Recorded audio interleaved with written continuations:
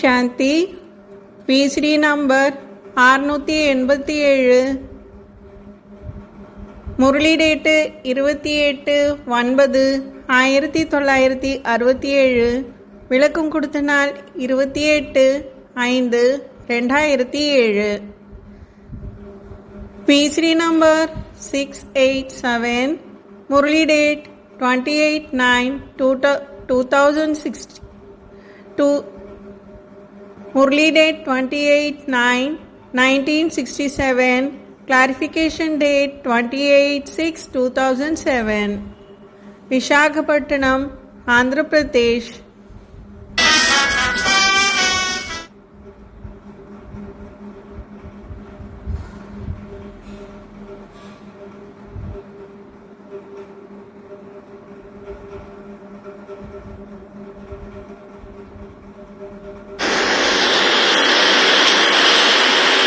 वहाँ दूसरा कोई भी छीनने वाला होता नहीं है, लेते हैं।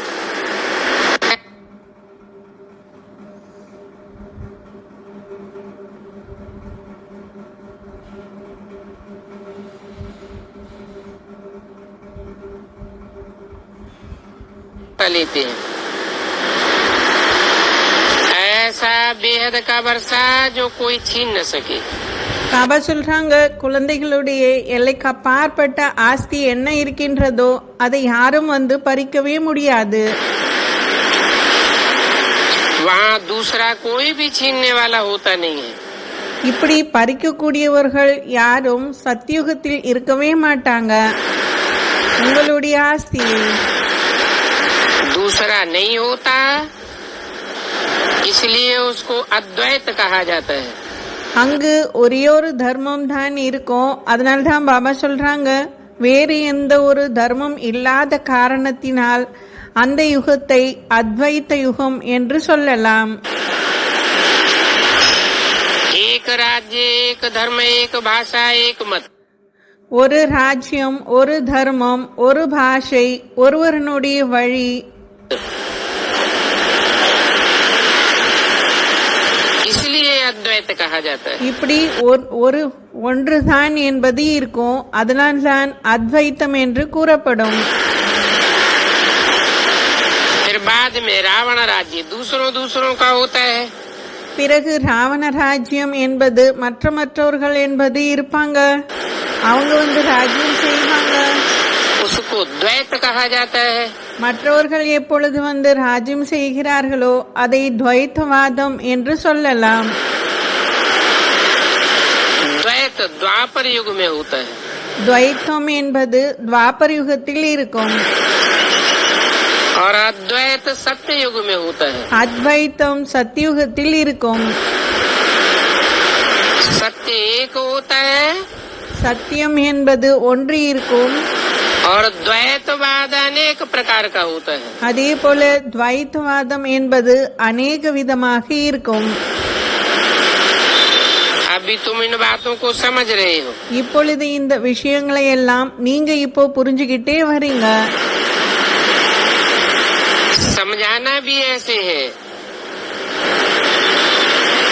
कि हम फिर से वाइसलेस भारत को बनाए रहे हैं श्रीमत पर. நாம் மற்றவர்களுக்கும் புரிய வைக்கணும். எப்படின்னா, நாம் ஸ்ரீமத் படி பாரதத்தை வைஸ்லெஸ் உலகமாக உருவாக்கி கொண்டே இருக்கின்றோம். और श्रेष्ठ थे श्रेष्ठ ऊंचे थे ऊंचे एक ही है. மேலும் சிரேஷ்டத்திலும் சிரேஷ்டமானவர் அவர்தான், உயர்ந்ததிலும் உயர்ந்தவர் ஒருவர்தான். ऊंचे थे ऊंचे भगवान तो सब कहेंगे.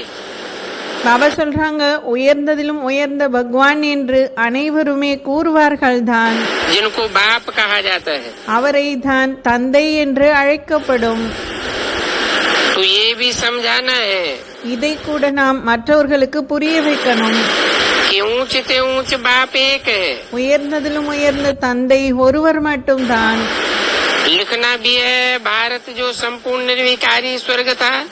எழுதியும் கொடுக்கணும். பாரதம் என்பது சம்பூர்ணமான நிர்விகாரியான உலகமாக இருந்தது. वो अभी विकारी नरक बन गया. அது இப்பொழுது விகாரி நரகமாக ஆகியிருக்கு. हम भारत को श्रीमत पर स्वर्ग बनाए रहे हैं। அதனால்தான் நாம் இப்பொழுது ஸ்ரீமத் படி பாரதத்தை சொர்க்கமாக ஆக்கி கொண்டு இருக்கின்றோம். बाप जो कुछ बतलाते हैं वो नोट करके उस पर विचार सागर मंथन करके लिखने में பாபா சொல்றாங்க, தந்தை என்னெல்லாம் கூறுகிறாரோ அதை நோட் செய்துக்கணும், அதை குறிப்பெடுத்துக்கணும், பிறகு அதன் மீது விச்சாசாகர் மந்தன் செய்யணும், அதன் பிறகு அதை எழுதி मदद करनी चाहिए। ऐसा ऐसा क्या लिखे जो मनुष्य समझे। அதை தந்தைக்கு கூறி அதன் மூலமாக உதவி செய்யணும். ஏனென்றால் மனிதர்களுக்கு இப்படி புரிய வைக்கணும். कि बरोबर भारत वाइसलेस था। அவங்க புரிஞ்சுப்பாங்க, கண்டிப்பாக பாரதம் என்பது வைஸ்லெஸ் உலகமாக இருந்தது. அப்படின்னா விஷமே இல்லாத உலகமாக ஒரு காலத்தில் இருந்தது. उस समय रावण राज्य नहीं था। அந்த சமயம் ராவணனுடைய ராஜ்யமே இல்லாமல் இருந்தது. बच्चों की बुद्धि में है। இதெல்லாம் குழந்தைகளினுடைய புத்தியில இருக்கு. कि अभी बाप हम भारतवासियों को वाइसलेस बनाए रहे हैं। இப்பொழுது தந்தை வந்து பாரதவாசிகளை விஷமே இல்லாதவர்களாக உருவாக்கி கொண்டிருக்கிறார். पहले अपन को भी देखना है, हम निर्विकारी बने हैं। பாபா சொல்றாங்க, முதலில் தன்னை தானே பார்த்துக்கணும். நாம் இப்பொழுது நிர்விகாரியாக ஆகி இருக்கோமா? ईश्वर को मैं ठगता तो नहीं हूँ। நான் ஈஸ்வரனை ஏமாற்றிட இல்லையா, ஏமாத்தல இல்லையா? ऐसे नहीं कि ईश्वर हमको देखता थोड़े ही है। அப்படி இல்ல, ஈஸ்வரன் நம்மளை சதா பார்த்து கொண்டே இருக்கின்றாரா என்ன? அப்படின்னு நினைக்க கூடாது. तुम्हारे मुख से ये अक्षर तो निकल न सके। பாபா சொல்றாங்க, உங்களுடைய வாயிலிருந்து இந்த மாதிரியான அக்ஷரங்கள் வெளிவர முடியாது. क्योंकि तुम हो पक्के आस्तिक। ஏனென்றால் நீங்கள் தான் பக்காவான ஆஸ்திகர்கள். तुम जानते हो पवित्र बनाने वाला पतित पावन बाप एक ही है। உங்களுக்கு தெரியும், பतितர்களை பாவனமாக ஆக்கக்கூடிய தந்தை ஒருவர் மட்டும்தான். भारत वाइसलेस था तो स्वर्ग था।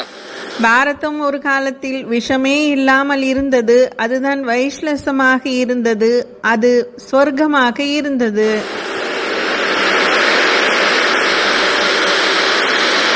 ये लक्ष्मी नारायण संपूर्ण निर्विकारी है ना। ஏனென்றால் இந்த லக்ஷ்மி நாராயணன் கூட சம்பூர்ணமான நிர்விகாரிகளாக இருந்தாங்க இல்லையா? यथा राजा रानी तथा प्रजा होगी। எப்படி ராஜாவோ அதே போலதான் பிரஜைகளும் இருந்தாங்க.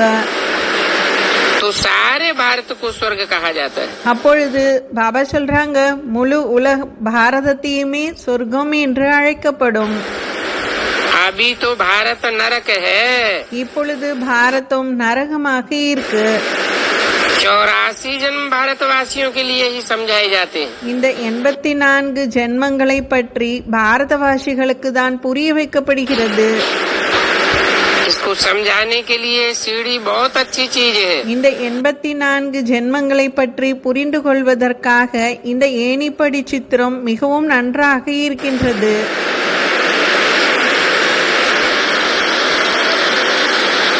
बाबा ये सीढ़ी के चित्र 20-25 बनाए देंगे। பாபா இந்த ஏணிப்படி சித்திரத்தை 25-50 கூட உருவாக்கினாங்க. जो कोई अच्छा हो तो उनको सौगात दे सकते हो। யாரெல்லாம் நல்ல கேட்கக்கூடியவர்களாக இருக்காங்கன்னா அவங்களுக்கு கிஃப்டாக இந்த ஏணிப்படி சித்திரத்தை கொடுப்பதற்கு தந்தை ரெடியாக இருந்தார். बड़े आदमियों को बड़ी बड़ी सौगात मिलती है ना। ஏனென்றால் பெரிய பெரிய மனிதர்களுக்கு பெரிய பெரிய கிஃப்ட் கிடைக்கும் இல்லையா?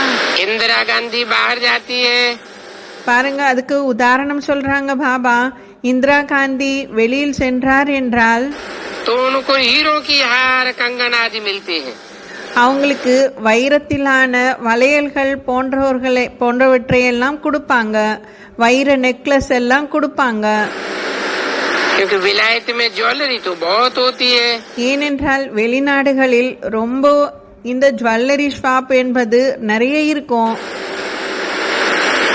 तो तुम भी जो आते हैं उनको समझाए करके நீங்க கூட யாரெல்லாம் உங்களை தேடி வருகிறார்களோ அவர்களுக்கு புரிய வைத்து ऐसी अच्छी अच्छी सौगात दे सकते हो। இப்படி நல்ல நல்ல பொருட்களை நீங்க கிஃப்டாக கொடுக்கலாம். चीजें हमेशा तैयार करके रखनी चाहिए பாபா சொல்றாங்க के लिए। பாபா சொல்றாங்க அப்படிப்பட்ட பொருள்களை நீங்க தயாராக வச்சுக்கோங்க கிஃப்டாக கொடுப்பதற்கு. तुम्हारे पास भी नॉलेज तैयार रहनी है। மேலும் உங்ககிட்ட கூட நாலேஜ் என்பது தயாராக இருக்கணும். इन चित्रों में पूरा ज्ञान है। இந்த சித்திரங்களில் முழுமையாக ஞானம் என்பது நிறைஞ்சி இருக்கு. कौन से चित्र बताए? பாபா இப்ப கேக்குறாங்க எந்த சித்திரத்தை பத்தி இங்க சொல்லிட்டு இருக்காங்க? कितने बताए? எவ்வளவு சொன்னாங்க? नहीं, सीढ़ी के 20-25 चित्र तैयार रहने चाहिए। பாபா சொல்றாங்க ஏணிப்படி சித்திரம் தான் 20-30 சித்திரங்கள் தயாராக வச்சுக்கணும். जिनमें 84 जन्मों का राज भरा हुआ हो। ஏனென்றால் அதில் தான் 84 ஜென்மங்களினுடைய ரகசியம் நிரம்பி இருக்கு முழுமையாக இருக்கு.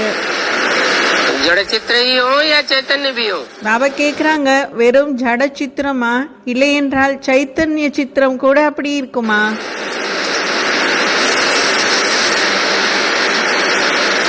ऐसे तो देवी देवता सनातन धर्म के पक्के யாரெல்லாம் தேவி தேவதா தர்மத்தை சார்ந்தவர்கள் பக்காவானவர்கள் 24 निकलेंगे। அவர்கள் 24 பேர் வெளிவருவார்கள். अप्रोक्सीमेट बताया जाता है 20-25। பாபா சொல்றாங்க இந்த ஜட சித்திரத்தை இங்க 25-30 அப்படின்னு ஒரு அப்ராக்சிமேட்டாக சொன்னாங்க. அதான் ஒரு தோராயமாக சொன்னாங்க. जो देवी देवता सनातन धर्म के पक्के होंगे அவர்கள்தான் தேவி தேவதா தர்மத்திற்கு பக்காவாக இருக்கக்கூடியவர்கள். उनमें 84 जन्मों का पूरा ज्ञान भरा हुआ होगा। இந்த 24 பேர்களுக்குள்ளே தான் 84 ஜென்மங்களினுடைய கதைகள் முழுமையாக நிரம்பி இருக்கு. तो ऐसी ऐसी सौगात कोई को भी दे सकते हो। இப்படிப்பட்ட கிஃப்டை நீங்க யாருக்கு வேண்டுமென்றாலும் கொடுக்கலாம். इन चित्रों में पूरा ज्ञान है। இந்த சித்திரத்தில் தான் முழுமையாக ஞானம் என்பது இருக்கு. समझा सकते हैं कि हमने 84 जन्म कैसे लिए हैं। புரிய வைக்கலாம் நாம் எப்படி 84 ஜென்மங்கள் எடுத்து வந்தோம் என்பதை புரிய வைக்கணும். और वो सरणी याद रहनी चाहिए। समझ की बात है ना। जरूर जो पहले पहले आए हैं उन्होंने ही 84 जन्म लिए होंगे। பாபா சொல்றாங்க யார் முதலில் இந்த சிருஷ்டியில் வந்தார்களோ அவர்கள்தான் முழுமையாக 84 ஜென்மங்கள் எடுத்திருக்கிறார்கள். कौन आए हैं पहले पहले? பாபா கேக்குறாங்க யார் வந்திருக்காங்க முதலில் இந்த சிருஷ்டி மீது? लक्ष्मी नारायण லக்ஷ்மி நாராயணன். और उनके साथ மேலும் அவர்கள் கூடவே 2 बच्चे राधा कृष्ण 2 குழந்தைகள் ராதா கிருஷ்ணன். और उन्हीं जैसे कितने और होंगे। மேலும் அவர்கள் கூட அவர்களை மாதிரியே எவ்வளவு பேர்கள் வந்திருப்பாங்க? ये तो एक परिवार हुआ। இது என்னவோ ஒரே ஒரு குடும்பத்தை பற்றி தான் சொன்னாங்க. माँ बाप और बच्चे தாய் தந்தை மற்றும் குழந்தைகள் இது ஒரு குடும்பம் ஆயிடுச்சு. इसी तरह के कितने परिवार होंगे। இதே போல எத்தனை குடும்பங்கள் இருக்கும்? जो 24 हो जाएंगे। அவர்கள்தான் 24 குடும்பங்கள் இருக்கும். बोला அதனால்தான் சொன்னாங்க जो पहले पहले आए हैं उन्होंने 84 जन्म लिए हैं ना। யாரெல்லாம் முதலில் வந்திருந்தார்களோ அவர்கள்தானே 84 ஜென்மங்கள் எடுக்கிறாங்க இல்லையா? बाप 84 जन्म बताए फिर कहते हैं தந்தை இந்த 84 ஜென்மங்களை பற்றி கூறிவிட்டு மேலும் கூறுகிறார், मैं इनके बहुत जन्मों के अंत में साधारण तन में प्रवेश करता हूँ। நான் இவரனுடைய ரொம்ப அதிகமான ஜென்மத்திற்கு பிறகு கடைசி ஜென்மத்தில் வந்து சாதாரணமான உடலில் பிரவேசம் செய்கிறேன்.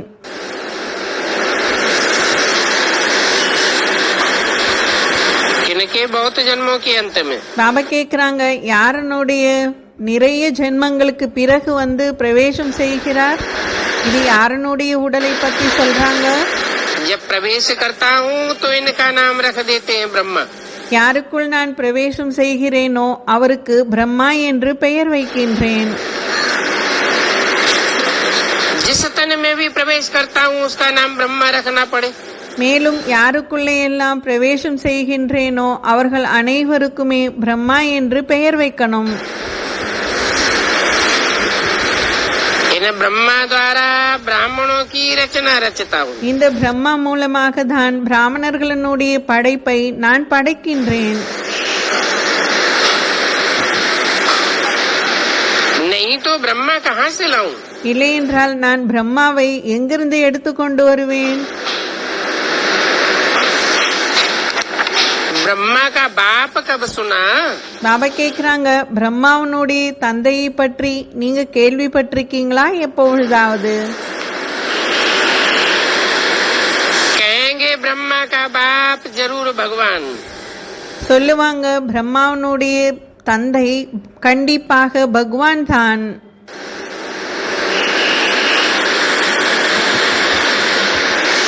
विष्णु की नाभि से ब्रह्मा कहते விஷ்ணுவனுடைய நாபியிலிருந்து பிரம்மா வருகிறார் என்று சொல்லி இருக்காங்க.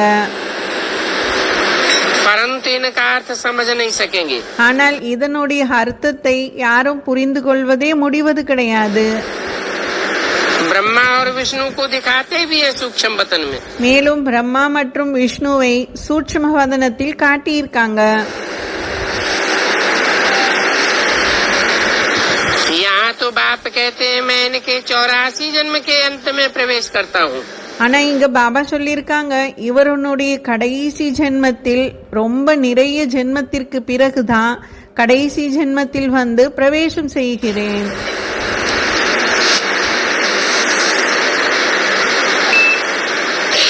अडॉप्ट किया जाता है ना, அப்படின்னா அடாப்ட் செய்யப்படுகிறார் இல்லையா? तो नाम बदली किया जाता है। அதனால்தான் பாபா சொல்றாங்க, பெயர் என்பது மாற்றி வைக்கப்படுகிறது. ब्रह्मा को अडॉप्ट किया ना, பிரம்மாவை அடாப்ட் செஞ்சிருக்காங்க இல்லையா? क्या नाम बदली हुआ? பாபா கேக்குறாங்க, என்ன பெயர் மாற்றம் ஏற்பட்டிருக்கு? दादा लेखराज नाम बदली हो गया। பிரம்மா என்று பெயர் வச்சுட்டாங்க அப்படின்னா தாதா லேக்ராஜ் என்ற பெயர் மாறிடுச்சு இல்லையா? संन्यास भी कराया जाता है तो नाम बदल दिया जाता है। எப்படி உலகத்தில் கூட எப்போ சந்நியாசத்துக்கு போகுவாங்களோ அப்போ அவர்களுடைய பெயரையே மாத்திடுவாங்க. सन्यासी जब सन्यास करते हैं சந்நியாசி எப்பொழுது தான் சந்நியாசி வாழ்க்கைக்கு செல்கிறாரோ तो फौरन तो नहीं भूल जाते हैं। அவர் உடனடியாக பழைய வாழ்க்கையை மறந்துடுறது கிடையாது. जीते तो याद जरूर रहती है। பாபா சொல்றாங்க, உயிரோடு இருந்து கொண்டே அவருக்கு கண்டிப்பாக நினைவு என்பது இருக்கும் பழைய காலத்தை பற்றி. तुमको भी याद रहेगा, உங்களுக்கு கூட நினைவு இருக்கின்றது. परंतु तुमको उनके लिए वैराग है। ஆனால் உங்களுக்கு அவர்களை போன்றே வைராகியம் இருக்கும். क्योंकि तुम जानते हो ये सब काब्र दाखिल होने वाला है। ஏனென்றால் உங்களுக்கு தெரியும் இந்த முழு உலகமுமே இப்போ சுடுகாடாக ஆகப் போகிறது.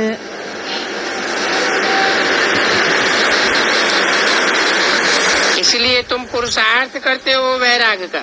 அதனால்தான் நீங்க புருஷார்த்தம் செய்றீங்க வைராகியமாக ஆகுவதற்கு.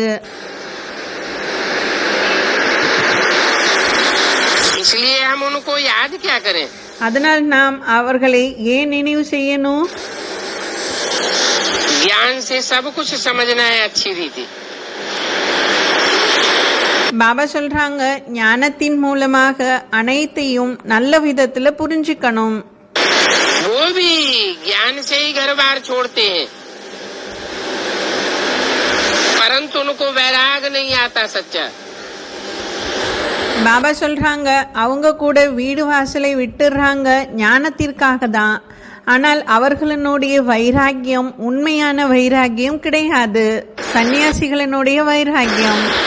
क्योंकि दुनिया का विनाश उनके सामने नहीं खड़ा हुआ है. ஏனென்றால் அவர்களுக்கு விநாசம் என்பது கண்ணெதிரில் நின்று கொண்டு இல்ல. और तुम्हारे सामने तो दुनिया का वैराग करना आसान है. ஆனா குழந்தைகளாகி உங்களுக்கு இந்த உலகத்தின் மீது வைராக்கியத்தை கொண்டு வருவது ரொம்ப ஈஸி. क्योंकि तुम जानते हो अब ये सब कुछ खत्म होने वाला है. ஏனென்றால் இப்போ நீங்க புரிஞ்சுக்கிட்டீங்க, இனி எல்லாமே இப்போ அழியக்கூடியதாக இருக்கு. उन सन्यासियों से पूछा जाए, அந்த சன்னியாசிகளிடம் நீங்க கேட்டீங்கன்னா, तुमने घर बार कैसे छोड़ा? நீங்க வீடு வாசலை எப்படி விட்டீங்க? तो वो कभी बताते नहीं है. ஆனால் அதை பற்றி அவர்கள் எப்பொழுதுமே கூறவே மாட்டாங்க. फिर उनको युक्ति से कहा जाता है, आपको वैराग कैसे आया? அதனால்தான் அவங்கள்ட்ட போய் நீங்க யுக்தியாக விசாரிக்கலாம், உங்களுக்கு இந்த குடும்பத்தின் மீது அல்லது வாழ்க்கையிலிருந்து வைராக்கியம் என்பது எப்படி ஏற்பட்டது அப்படின்னு நீங்க கேட்கலாம். हमको अपना अनुभव सुनाओ. எங்களுக்கு உங்களுடைய அனுபவத்தை பற்றி கூறுங்கள் என்று சொல்லலாம். तो हम भी ऐसे करेंगे. நாங்களும் அப்படியே செய்றோம் அப்படின்னு கேட்கலாம். थोड़ा टेम्पटेशन देना चाहिए. அவர்களுக்கு இப்படி தூண்டுதல் கொடுக்கணும். तुम भी टेम्पटेशन देते हो कि पवित्र बनो. நீங்களும் அவங்களுக்கு தூண்டுதல் கொடுக்கறீங்க, பவித்திரமாக ஆகுங்கள் என்று. बाकी तुमको याद सब है. ஆனால் உங்களுக்கு அனைத்துமே நினைவுல இருக்குது. इस ब्रह्मा को भी सब याद है. இந்த பிரம்மாவுக்கு கூட அனைத்தும் நினைவில் இருக்கின்றது. छोटेपन से लेकर सब बता सकते हैं. அப்படின்னா எதெல்லாம் நினைவு இருக்கின்றது என்றால் சின்ன குழந்தையிலிருந்து எல்லாமே நினைவில் இருக்கின்றது. ஆனால் தான் பாபா சொல்றாங்க, இந்த பிரம்மா கூட சின்ன வயசுல என்னெல்லாம் நடந்ததோ அவருக்கும் நினைவில் இருக்கின்றது. सारा बुद्धि में ज्ञान है. அவருக்கும் நினைவுல இருக்கு, புத்தியில முழு ஞானமும் இருக்கு. तो समझना है कैसे ये सब ड्रामा की एक्टर्स हैं. அப்போ புரிஞ்சுக்கணும், டிராமாவில் அனைவரும் எப்படி ஆக்டர்ஸ்களாக இருக்காங்க. जो पार्ट बजाते आए. அவர்கள் அனைவருமே பார்ட் செய்து கொண்டே வருகிறார்கள். अभी कलयुगी कर्म बंधन तोड़ने का है. இப்பொழுது பாபா சொல்றாங்க, கலியுகத்தினுடைய கர்ம பந்தனத்தை இப்போ விடக்கூடிய சமயம் வந்தாச்சு. फिर हम जावेंगे शांति धाम. பிறகு நாம் செல்லுவோம் சாந்தி தாமத்திற்கு. पहले कर्म बंधन तोड़ना पड़े. முதலில் கர்ம பந்தனத்தை நாம் விட வேண்டியதாக இருக்கும். शांति धाम जाने के बाद फिर वहाँ से यहाँ आवेंगे. சாந்தி தாமத்திற்கு சென்றதற்கு பிறகு மறுபடியும் அங்கிருந்து இங்கு வருவீங்க.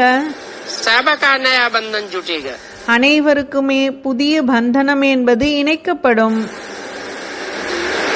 समझाने की पॉइंट से भी बाबा बहुत अच्छी देते रहते हैं. பாபா புரிய வைப்பதற்காக நிறைய பாயிண்ட்ஸ்களை எல்லாம் நல்ல விதத்துல கொடுத்துக்கிட்டே இருக்காங்க. यही भारतवासी आदि सनातन देवी देवता धर्म वाले थे. இவர்கள்தான் பாரதத்தினுடைய ஆதி சனாதனா தேவி தேவதா தர்மத்தினுடையவர்களாக இருந்தாங்க. और उस समय वाइसलेस थे. அப்படிப்பட்ட பாரதம் இருந்தது. அதுதான் அதில் அவர்கள் வைஸ்லஸாக இருந்தாங்க. அப்படின்னா விகாரமே இல்லாதவர்களாக இருந்தாங்க. अभी फिर 84 जन्म लेने के बाद विशेष बने. இப்பொழுது அவர்கள் 84 ஜென்மங்கள் எடுத்ததற்கு பிறகு விஷம் உடையவர்களாக ஆயிட்டாங்க. फिर वाइसलेस बनना है। மறுபடியும் விஷம் இல்லாதவர்களாக ஆகணும். परंतु वाइसलेस बनने के लिए पुरुषार्थ करने वाला चाहिए। ஆனால் வைஸ்லெஸ்ஸாக ஆகுவதற்கு அப்படின்னா நிர்விகாரியாக ஆகுவதற்கு புருஷார்த்தத்தை செய்யக்கூடியவர்கள் வேண்டும். और कराने वाला भी चाहिए। அதே போல செய்ய வைக்கக்கூடியவரும் வேண்டும். अभी तुमको बाप ने बताया है। இப்பொழுது தந்தை உங்களுக்கு புரிய வைக்கிறாங்க. बाप तुम्हें स्मृति दिलाते हैं, बच्चे तुम वो ही हो ना। தந்தை இப்பொழுது உங்களுக்கு நினைவுபடுத்துறாங்க, குழந்தைகளே நீங்க தானே அப்படிப்பட்டவர்களாக இருந்தீங்க இல்லையா? बच्चे भी कहते हैं बाबा आप भी वो ही हो। குழந்தைகள் கூட சொல்றாங்க, நீங்க தான் தந்தையே அப்படியே இருந்தீங்க, முன்னாடி இதே போலதான் இருந்தீங்கன்னு சொல்றீங்க. 28/9/67 की वाणी का दूसरा पेज। बाप कहते, தந்தை கூறுகிறார், कल्प कल्प तुमको पढ़ाई करके கல்ப கல்பமாக உங்களுக்கு படிப்பை படிக்க வைத்து राज भाग देता हूँ நான் ராஜபாகியத்தை கொடுக்கின்றேன். और कल्प कल्प आगे भी ऐसे करते रहेंगे। இதே போலதான் கல்ப கல்பமாக இதற்கு முன்னாடியும் பிறகு இதற்கு பின்னாடியும் செய்து கொண்டே இருப்பேன். ड्रामा में जो कुछ हुआ विघ्न पड़ा वो भी पड़ेगा। பாபா சொல்றாங்க, டிராமாவில் என்னெல்லாம் ஏற்பட்டதோ தடைகள் ஏற்பட்டதோ அது கூட ஒவ்வொரு கல்பத்திலும் ஏற்படும். जीवन में क्या क्या होता है वो याद तो रहता है ना।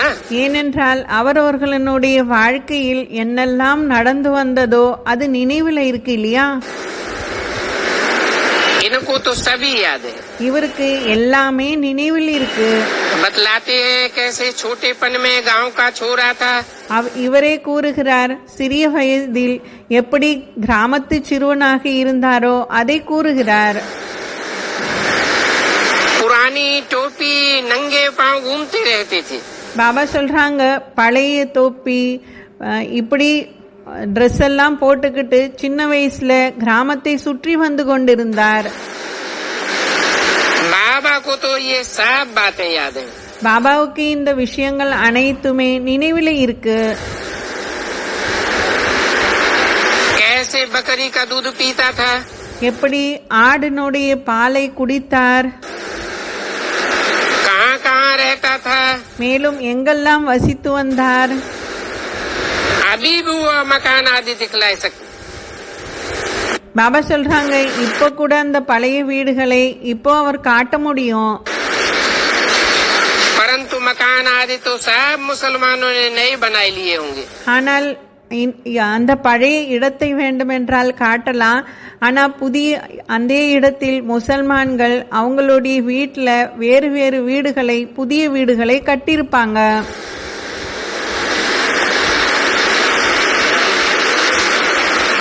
इस हिसाब से பாபா கேக்குறாங்க, இது எந்த கணக்குப்படி இங்க சொல்றாங்க? सिंध हैदराबाद में பாபா இப்போ விளக்கமா சொல்றாங்க, சிந்து ஹைதராபாத்ல पहले तो पाकिस्तान नहीं था, முதலில் அது பாகிஸ்தானாகவே இல்ல. फिर हिंदुस्तान पाकिस्तान का बंटवारा हुआ तो खून की नदियां बही। பாபா சொல்றாங்க, இந்த சிந்து ஹைதராபாத் என்பது அது முதலில் பாகிஸ்தான் என்று இல்ல, அது பாரதமாக தான் இருந்தது. ஆனால் எப்பொழுது பாகிஸ்தான் இந்துஸ்தான் இரண்டுக்கும் பிரிவினை ஏற்பட்டதோ அப்போ ரத்த ஆறு என்பது ஓட ஆரம்பித்தது.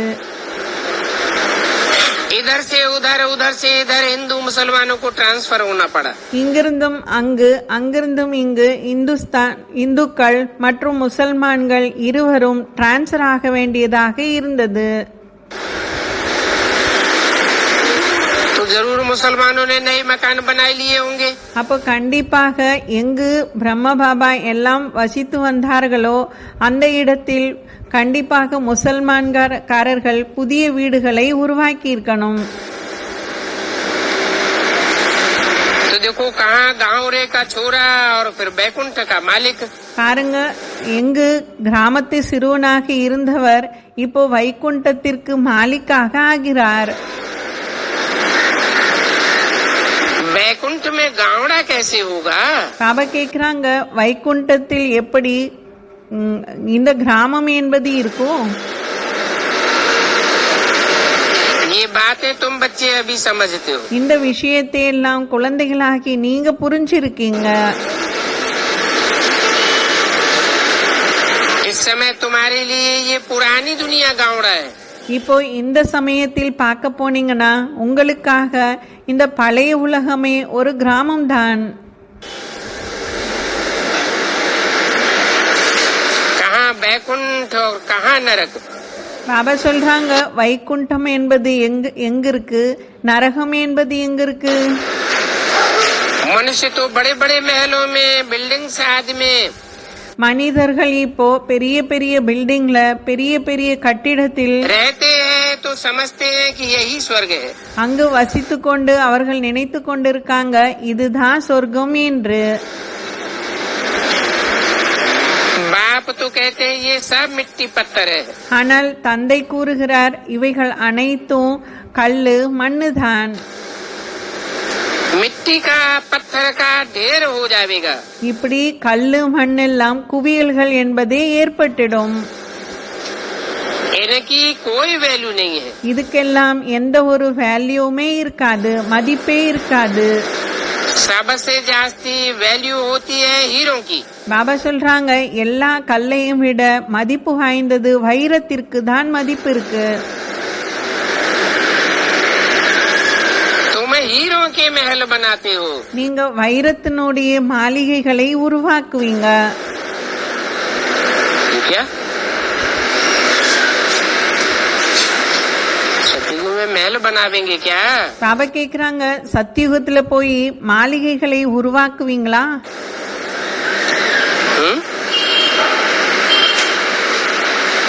वहाँ भी कंस्ट्रक्शन करना पड़ेगा. அங்க கூட போய் கன்ஸ்ட்ரக்ஷன் பண்ண வேண்டியது இருக்குமா? फिर அதான் கட்டுதல் வேலைகள் இருக்குமா? चैतन्य हीरे जैसी आत्माएं हैं सूर्यवंशी. பாபா சொல்றாங்க உயிரோட்டமாக இருக்கக்கூடிய சைத்தன்யமான சூரியவம்சி ஆத்மாக்கள் யாரெல்லாம் இருக்கார்களோ उन सूर्यवंशी आत्माओं का संगठन रूपी किला कहो, महल कहो. இந்த சூரியவம்சி ஆத்மாக்களினுடைய சங்கட்டன் அதாவது அந்த குரூப், அவர்களை நீங்க ஒரு குரூப்பாக இருக்காங்கன்னா அவங்களை நீங்க மெஹல்னு சொல்லுங்க, இல்லைன்னா மாளிகை என்று சொல்லுங்க. वो तैयार करेंगे. அந்த கட்டிடம் என்ன சொல்லுங்க, இவங்க தான் அங்கு இருப்பாங்க. तो सबसे जास्ती हीरो की वैल्यू होती है. அதனால்தான் பாபா சொல்றாங்க அத சைத்தன்ய உயிரோட்ட ஆத்மாக்களை தான் மாளிகை என்று சொல்றாங்க. இந்த வைரத்திற்கு தான் மதிப்பு என்பது இருக்கு. बाप कहते हैं तुम विचार करो. தந்தை கூறுகிறார் நீங்க விசாரம் செய்யுங்க, சிந்தனை செய்து பாருங்க. कि सतयुग में तुम्हारे कैसे सोने के महल होंगे. சத்தியுகத்தில் உங்களுடைய மாளிகைகள் எப்படி இருக்கும், இதன் மீது விசாரம் செய்யுங்க, சிந்தனை செய்து பாருங்க. रतन जड़ित ரத்தனங்கள் எல்லாம் அதுல ஜோடித்து இருக்கும். सोने की ईंटें थी. பாபா சொல்றாங்க தங்க கட்டிடமாக இருக்கும், தங்க செங்கல்லாக இருக்கும். अभी वो ईंटें यहाँ भट्टी में पकाई जा रही है. பாபா சொல்றாங்க இந்த செங்கல் அப்படின்னு சொன்னாங்க இல்லையா, அங்கு செங்கல் தங்க செங்கல்லாக இருக்கும்னு சொன்னாங்க. அப்போ அதே செங்கல் தான் இப்பொழுது பட்டியில் வைத்து அதை வேக வைக்கப்படுகிறது. ज्ञान योग की भट्टी में இந்த ஞான யோகத்தினுடைய பட்டியில कोई पकते हैं, कोई कच्चे रह जाते हैं. பாபா சொல்றாங்க அதான் உயிரோட்டம் இருக்கக்கூடிய சைத்தன்யமான செங்கற்கள், அதான் தங்கத்திலான செங்கல்கள். இவங்க சிலர் பட்டியில ஞான யோகத்தினுடைய பட்டியில் சிலர் வேகுவாங்க, சிலர் வேக மாட்டாங்க. அப்படின்னா முழுமையாக தயாராகுவாங்க, சிலர் அதில் தயாராக மாட்டாங்க. वहाँ तो सोना बहुत होता है. அங்கு தங்கம் என்பது ரொம்ப இருக்கும். सोना माना பாபா கேக்குறாங்க தங்கம் என்றால் என்ன அர்த்தம்? सच्चाई बहुत होती है. உண்மை என்பது நிறைய இருக்கும். अभी तो पिछाड़ी का टाइम है। இப்போ கடைசி டைம் நடந்துகிட்டு இருக்கு. तो सोने की खानियां भी खाली होती जाती है. அப்போ தங்கத்தினுடைய சுரங்கம் கூட இப்போ காலி ஆகி கொண்டே இருக்கு. ஏன்னா சிருஷ்டியினுடைய லாஸ்ட் நடக்குது இல்லையா? वहाँ तो सब खानियां भरी पूरी होंगी. ஆனால் அங்கு சுரங்கங்கள் அனைத்துமே நிரம்பி இருக்கும். ढेर का ढेर सोना होता है. ஏராளமான தங்கங்கள் நிரம்பி இருக்கும். तो बच्चों को कितनी खुशी होनी चाहिए. அப்ப குழந்தைகளுக்கு எவ்வளவு குஷி இருக்கணும். बच्चों को कोई समय मुरझाइश आती है क्योंकि झूठ की दुनिया है. பாபா சொல்றாங்க இந்த சமயம் குழந்தைகளுக்கு சில நேரம் மூட் ஆஃப் ஆயிடுது. ஏனென்றால் உலகம் இப்பொழுது பொய்யான உலகம். तो बाबा ने समझाया है कोई ऐसे रिकॉर्ड है. பாபா கூட நமக்கு புரிய வச்சிருக்காங்க சில பேரனுடைய ரெக்கார்டு இப்படி இருக்கும். जो तुमको फौरन खुशी में ला देंगे. அது அந்த ரெக்கார்டை நீங்க போட்டீங்கன்னா அதான் பாடலனுடைய ரெக்கார்டை சொல்றாங்க. அந்த பாடலனுடைய ரெக்கார்டை போட்டீங்கன்னா உங்களுக்கு உடனடியாக குஷி என்பது ஏற்பட்டுடும். सारा ज्ञान बुद्धि में आ जाता है. உடனடியாக எல்லா ஞானங்களும் உங்களுடைய புத்தியில வந்துடும். समझते हो बाबा हमको विश्व का मालिक बनाते हैं. புரிஞ்சிருக்கீங்க, நம்மளை தந்தை வந்து விஸ்வத்திற்கு மாலிக்காக ஆக்குகிறார். राजा का बच्चा समझेगा हम इसे हद की राजाई के वारिस हैं. இந்த உலகத்தில் இருக்கக்கூடிய ராஜாக்கள் நினைச்சிட்டு இருக்காங்க நாம் எல்லைக்கு உட்பட்ட ராஜாவினுடைய குழந்தைகள் என்று. और तुमको तो बेहद की राजाई मिलती है. ஆனால் உங்களுக்கு எல்லைக்கு அப்பாற்பட்ட ராஜ்யம் என்பது இப்பொழுது கிடைக்கின்றது. तो कितना नशा रहना चाहिए. அப்போ எவ்வளவு போதை என்பது இருக்கணும். हम बेहद के बाप के वारिस हैं. நாம் இப்பொழுது எல்லைக்கு அப்பாற்பட்ட தந்தையினுடைய வாரிசுதாரர்களாக இருக்கோம். बेहद की बादशाही हमको मिलती है. எல்லைக்கு அப்பாற்பட்ட பாதுஷாயி நமக்கு கிடைத்து கொண்டிருக்கிறது.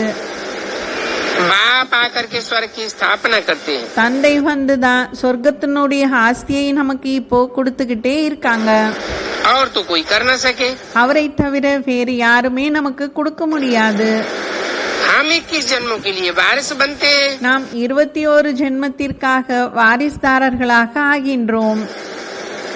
तो कितना नशा कितनी खुशी में रहना चाहिए. அப்போ பாபா சொல்றாங்க எவ்வளவு குஷியில இருக்கணும், எவ்வளவு போதை ஏறி இருக்கணும். जिसका वारिस बनते हैं उनको भी जरूर याद करना है. யாருக்கு நாம் வாரிசாக ஆகி இருக்கின்றோமோ அவரை கண்டிப்பாக நினைவு செய்யணும். याद करने बगैर तो वारिस बन नहीं सकेंगे. நினைவு செய்யாமல் யாரும் வாரிசுதாரர்களாக ஆகவே முடியாது. याद करके पवित्र बने तब वारिस बन सकते हैं. நினைவு செய்து வாரிசுதாரர்களாக ஆகின்ற பொழுதுதான் ஆஸ்தி என்பது கிடைக்கின்றது. तुम जानते हो श्रीमत पर हम विश्व का मालिक बन डबल सिर ताज बनते हैं. உங்களுக்கு தெரியும் ஸ்ரீமத் படி நாம நடந்து நாம் 2 கிரீடதாரிகளாக ஆகின்றோம். அதான் டபுள் கிரீடதாரிகளாக ஆகின்றோம். जन्म बाई जन्म हम राजाई करेंगे. ஜென்ம மாத்திரமாக நாம ராஜ்யத்தை செய்து கொண்டே வருவோம். मनुष्यों को भक्ति मार्ग में होता है विनाशी दान. பக்தர்களுக்கு இந்த விநாசமாக கூடிய தனம் தான் அவர்களுக்கு இங்கு கிடைத்து கொண்டிருக்கிறது. विनाशी दान पुण्य करते हैं. விநாசமான தானத்தை தானம் செய்து அதை புண்ணியமாக ஏற்றுக்கொள்கிறார்கள். और तुम्हारा है ये ज्ञान रत्नों का अविनाशी दान. ஆனால் உங்களுடைய இந்த ஞான தனம் என்பது அழியாத தானம். तुमको कितनी बड़ी लॉटरी मिलती है. இப்போ குழந்தைகளாகி உங்களுக்கு எவ்வளவு பெரிய லாட்டரி கிடைச்சிடுச்சு. कर्मों के अनुसार तुमको फल मिलता है ना. அவரவர்கள் செய்த செயல்களினுடைய அடிப்படை உங்களுக்கு பலன் என்பது கிடைக்கின்றதல்லவா. कोई बड़े राजा का बच्चा बनता है तो बड़ी हद की लॉटरी कहेंगे. இது உதாரணத்துக்கு பாபா சொல்றாங்க, ஒரு பெரிய பணக்காரர் வீட்டில் போய் குழந்தை பிறந்தால் அந்த குழந்தைக்கு லாட்டரி அடிச்சிடுச்சுன்னு சொல்லுவாங்க. सिंगल ताज वाले सारे विश्व के मालिक तो बन न सके. ஆனால் சிங்கிள் கிரீடதாரி முழு உலகத்திற்குமே எஜமானர்களாக ஆக முடியாது. डबल ताज वाले विश्व के मालिक बनते हैं. ஆனால் டபுள் கிரீடதாரிகள் யார் இருக்காங்களோ அவங்க தான் முழு உலகத்திற்குமே விஸ்வத்திற்குமே பாதுஷாவாக ஆகிறார்கள். क्यों? डबल ताज वाले विश्व के मालिक क्यों बनते हैं? सिंगल ताज वाले क्यों नहीं बन सकते? பாபா கேட்குறாங்க, சிங்கிள் கிரீடதாரி முழு விஸ்வத்திற்குமே பாதுஷாகவாக ஏன் ஆக முடியாது, ஆனால் டபுள் கிரீடதாரி தான் விஸ்வத்திற்கே ஆளக்கூடிய பாதுஷாக ஆகிறார்கள். ஏன்?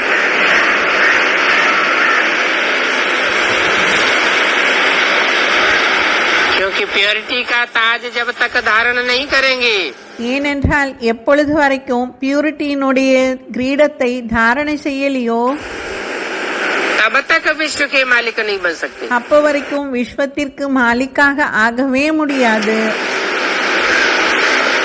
पवित्र आत्माएं பவித்ர ஆத்மாக்கள் हिंसक नहीं हो सकती. அவர்கள் இம்சைகள் கொடுக்கவே முடியாது. और जो अपवित्र होते हैं ஆனால் யாரெல்லாம் அப்பவித்திரமாக இருக்காங்களோ वो हिंसा के बल से राजा स्थापन करते हैं. அவர்கள் இம்சையினுடைய பலத்தில் தான் ராஜ்யத்தையே நடத்துறாங்க. इसलिए सारे विश्व के मालिक नहीं बन सकते. அதனால்தான் அவர்கள் இம்சை செய்வதனுடைய காரணத்தினால் தான் முழு உலகத்தின் மீதும் ராஜ்யம் செய்ய முடியாது.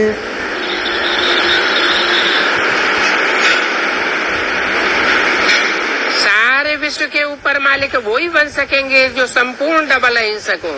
ஆனால் முழு உலகத்தின் மீதும் யார் ராஜ்யம் செய்ய முடியும் என்றால் டபுள் கிரீடதாரிகளாக யார் ஆகின்றார்களோ அவர்கள்தான். அவர்கள் இம்சையே செய்ய மாட்டார்கள். ये रूहानियत की बात है. பாபா சொல்றாங்க, இது ஆத்மாவினுடைய விஷயம், ஆன்மீக தன்மையினுடைய விஷயம். इस समय दूसरी कोई राजा ही नहीं है. அந்த சமயத்தில் வேறு எந்த ஒரு ராஜ்யமும் இருக்கவே இருக்காது. जब भक्ति मार्ग शुरू होता है तो दूसरे धर्म वाले आते हैं. ஆனால் பக்தி மார்க்கம் எப்பொழுது ஸ்டார்ட் ஆயிடுதோ அப்போ மற்ற தர்மங்கள் என்பது இறங்கி வந்துடுவாங்க. और वो दूसरे धर्म वाले जब तक वृद्धि को न पाए, எப்பொழுது வரைக்கும் மற்ற தர்மத்தை சார்ந்தவர்கள் வளர்ச்சியே அடையலையோ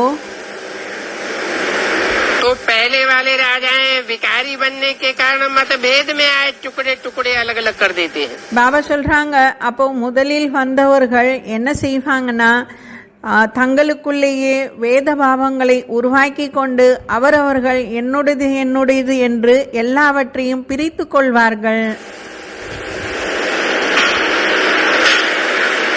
पहले तो सारे विश्व पर एक ही राज्य चलता है. முதலில் இந்த விஸ்வத்தின் மீது ஒருவனுடைய ராஜ்யம் மட்டும் தான் இருந்தது. जब अपवित्रता फैलती है, व्यभिचार फैलता है, எப்பொழுது அப்பவித்திரதா மற்றும் விபச்சாரம் என்பது பரவ ஆரம்பிச்சிடுச்சோ तो टुकड़ टुकड़ हो जाता है. அப்போ இந்த பாரதம் துண்டு துண்டாக வந்தது, துண்டு துண்டாக போயிடுச்சு. वहाँ स्वर्ग में ऐसे नहीं कहेंगे ஆனால் சொர்க்கத்தில் இப்படியெல்லாம் சொல்லவே மாட்டீங்க. कि यहाँ अगले जन्मों का कर्मों का फल हमको मिला है. அவ சொல்றாங்க, அடுத்த ஜென்மத்தினுடைய கர்மத்தினுடைய செயல்கள் தான் நமக்கு கிடைக்குதுன்னு சொல்ல மாட்டாங்க. आप तुम बच्चों को श्रेष्ठ कर्म सिखला रहे हैं. இப்பொழுது தந்தை சிரேஷ்டமான காரியத்தை இப்போ செயல்களை செய்ய வைக்கிறாங்க. जैसा जैसा जो कर्म करेगा, எப்படிப்பட்ட செயல்கள் எல்லாம் செய்வாங்களோ, सर्विस करेगा, சர்வீஸ் செய்வாங்களோ, तो इसको रिटर्न में ऐसा मिलेगा। அவர்களுக்கு அதே போலதான் ரிட்டனும் கிடைக்கும். तो बच्चों को तो अच्छा ही कर्म करना है। அதனால்தான் பாபா சொல்றாங்க குழந்தைகளுக்கு நல்ல செயல்களை செய்யணும்.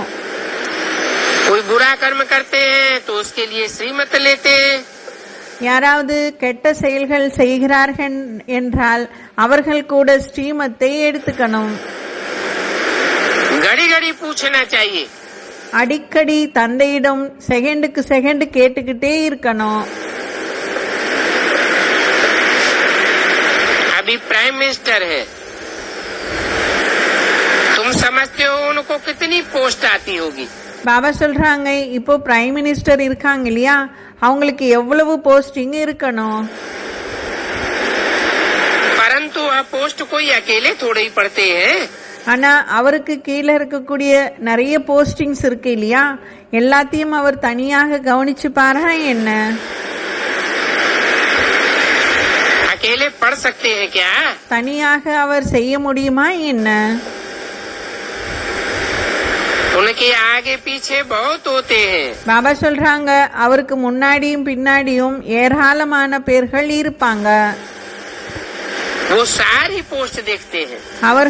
அவர் அனைத்து போஸ்டையும், யாரெல்லாம் பதவியில இருக்காங்களோ அவர்கள் அனைவரையும் கவனிப்பார். फिर जो बिल्कुल मुख्य पोस्ट होगी वो पास करेंगे। பாபா சொல்றாங்க யாரு பெரிய போஸ்டிங்ல இருப்பாங்களோ அவங்க பாஸ் பண்ணுவாங்க. ஏதாவது ஒரு பிரச்சனை என்றால் तब प्राइम मिनिस्टर की टेबल पर जाएगी। கடைசியில் தான் பிரைம் மினிஸ்டர் கிட்டயே அந்த பிரச்சனை போகும். கீழே இருக்கக்கூடியவங்க அந்த பிரச்சனைகளை எல்லாம் பார்ப்பாங்க. அதெல்லாம் கடந்துதான் கடைசியில் அந்த ஃபைல் என்பது பிரைம் மினிஸ்டர் கிட்ட போகும். यहाँ भी ऐसे होता है। இங்கு கூட அப்படிதான்.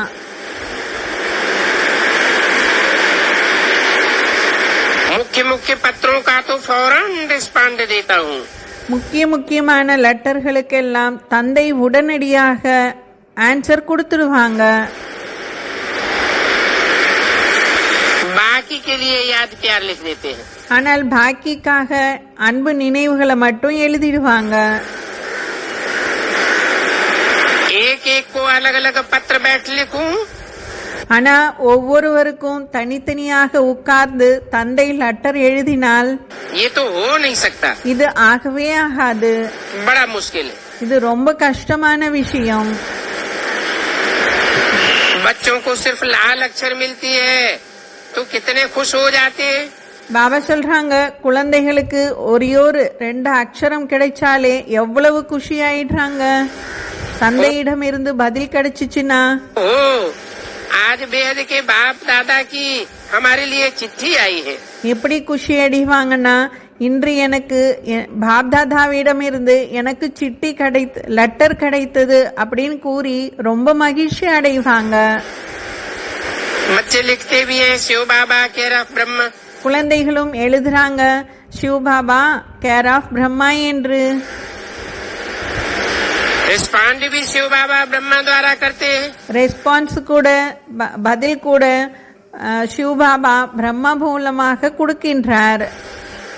बच्चों को बड़ी खुशी होती है। அப்ப குழந்தைகளுக்கு ரொம்ப குஷி என்பது ஏற்படுகிறது. परंतु सबसे जास्ती गदगद होती है बांधेलियां। ஆனா எல்லாரையும் விட ரொம்ப குஷி அடையக்கூடியவர்கள் பாந்தேலி மாதாக்கள். बेहद का बाप हमको कैसे चिट्ठी लिखते हैं। எல்லைக்கு அப்பாற்பட்ட தந்தை எனக்காக எப்படி லெட்டர் எழுதி அனுப்பியிருக்கிறார் என்று ரொம்ப குஷி அடைவாங்க. नैनों पर रखती है। अज्ञान काल में भी पति को परमात्मा समझने वालों को। பாபா சொல்றாங்க அந்த லெட்டரை அப்படியே கண்ணுக்குள்ளேயே வச்சுப்பாங்க. மேலும் அஞ்ஞான காலத்தில் கூட தன்னுடைய கணவனே பரமேஸ்வரன் என்று पति की चिट्ठी आती है तो उनको कितना चुम्बन करती है। அப்போ அந்த பரமேஸ்வரன் என்று வசிப்பாங்க இருப்பாங்க. அந்த கணவனிடம் இருந்து லெட்டர் ஏதாவது கிடைச்சதுன்னா அந்த லெட்டரை எவ்வளவு பத்திரமாக வைத்துக் கொள்வாங்க. तुम्हारे में भी कोई कोई की बाप दादा का पत्र देख के एकदम रोमांच खड़ी हो जाती है। உங்களுக்குள்ள கூட பாப்தாதாவனுடைய கடிதத்தை பார்த்து சில பேருக்கு புல்லரிச்சியே போயிடுது. प्रेम के आंसू आ जाते हैं. ஆனந்த கண்ணீர் என்பது சில குழந்தைகளுக்கு ஏற்பட்டுடுது. बहुत प्रेम से पत्र पढ़ते हैं. ஏனென்றால் குழந்தைகள் அப்படியே ரொம்ப அன்போடு பாப்தாதாவனுடைய கடிதத்தை படிக்கின்றார்கள். बांदेलियां कोई कम है क्या? அதனால்தான் ஆனந்த கண்ணீரே வந்துடுதுன்னு சொல்றாங்க. பாந்தேலி மாதாக்கள் கூட சாதாரணமானவர்களா? बाबा लिखते हैं. பாபா அவங்களுக்கும் எழுதுறாங்க. अगर जबरदस्ती करते हैं. ஒருவேளை கணவன் ரொம்ப வலுக்கட்டாயப்படுத்துகிறார் என்றால் तो इसमें तुम्हारा कोई दोष नहीं है. இதில் எந்த ஒரு தோஷமும் உங்களுக்கு கிடையாது. 2867 की वाणी का तीसरा पेज. परंतु अगर तुम्हारी आस है, ஒருவேளை உங்களுக்கே ஆசை இருக்கின்றது என்றால், तुम्हारी अपनी ही क्रिमिनल आई है, உங்களுக்குள்ளேயே கிரிமினல் ஆகி இருக்கின்றது என்றால், तो फिर दोष पड़ जाता है. அப்போ கண்டிப்பாக தோஷம் என்பது ஏற்பட்டுடுது. परंतु लाचारी हालत में कोई दोष नहीं है. ஆனா இப்படி உங்களுக்கு ஆசையே இல்லை என்றால் அதுல தோஷம் என்பது கிடையாது. राक्षसों के हाथ में आ जाते हैं, ராட்சசர்களினுடைய பிடியில் போயிடுறீங்க, तो फिर कर ही क्या सकेंगे. அப்போ என்னதான் செய்ய முடியும்? इस समय तो सभी कीचक हैं. பாபா சொல்றாங்க, இந்த சமயம் எல்லாருமே கீச்சர்களாக இருக்காங்க, அதான் ராட்சசர்களாக இருக்காங்க. जो भी पतित हैं, யாரெல்லாம் பத்தித்தமானவர்களாக இருக்காங்களோ, बड़े बड़े हैं, वो कीचक हैं.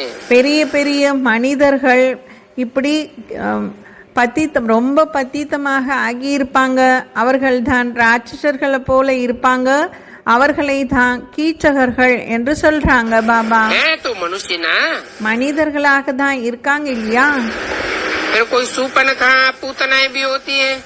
மேலும் இப்படி சூப்ப நகை பூத்த நகை இவங்களும் இருப்பாங்க. ये सब नाम आसुरी नाम है. பாபா சொல்றாங்க, இந்த பெயர்கள் அனைத்தும் அசுரர்களினுடைய பெயர். विकार बिगर पतियों को छोड़ती नहीं है. விகாரம் இல்லாமல் கணவர்களை விடுறதே இல்ல. लड़ाई होती रहती है. இப்படி சண்டை போட்டுக்கிட்டே இருப்பாங்க. कहाँ कोई माया भी जीत लेती है. சில பேர் இந்த மாயாவையே வென்றுடுறாங்க. कोई फिर समझते हैं हमको तो पवित्र जरूर बनना है. சிலர் கரெக்டா சொல்லிடுவாங்க, நான் பவித்திரமாக இருக்கணும்னு. ये भारत वाइसलेस था, இந்த பாரதம் விஷமே இல்லாமல் இருந்தது, अभी विशेष है. ஆனால் இப்பொழுது விஷம் உடையதாக ஆகிவிட்டது. अभी जो वाइसलेस बने होंगे, யாரெல்லாம் இப்போ விஷம் இல்லாதவர்களாக ஆகுவீர்களோ, वो फिर पुरुषार्थ कल पहले वाले ही करेंगे. கல்பத்துக்கு முன்னாடி எப்படி விஷம் இல்லாதவர்களாக ஆனீர்களோ அதே போல ஆகுவீங்க.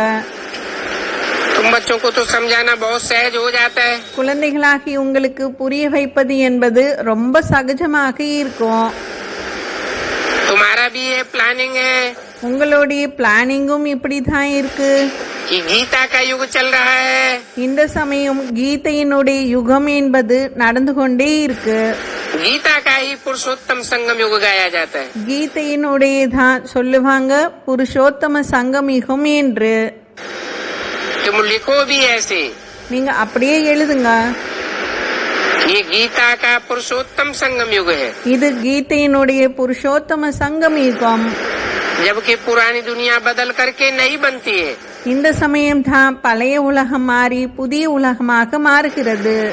तुम्हारी बुद्धि में है. உங்களுடைய புத்தியில இருக்கு. वेद का बाप जो हमारा टीचर भी है, எல்லைக்கா பார்ப்பட்ட அப்பா நமக்கு டீச்சராகவும் இருக்காங்க. हम उनसे राजयोग सीख रहे हैं. அவரிடம்தான் நாம் ராஜயோகத்தை கற்றுக்கொண்டிருக்கின்றோம். ஓம் சாந்தி. PCT number 687. இப்பொழுது இது 31 நிமிஷம் வரைக்கும் முடிஞ்சிருக்கு. PCD number 687. ஓம் சாந்தி.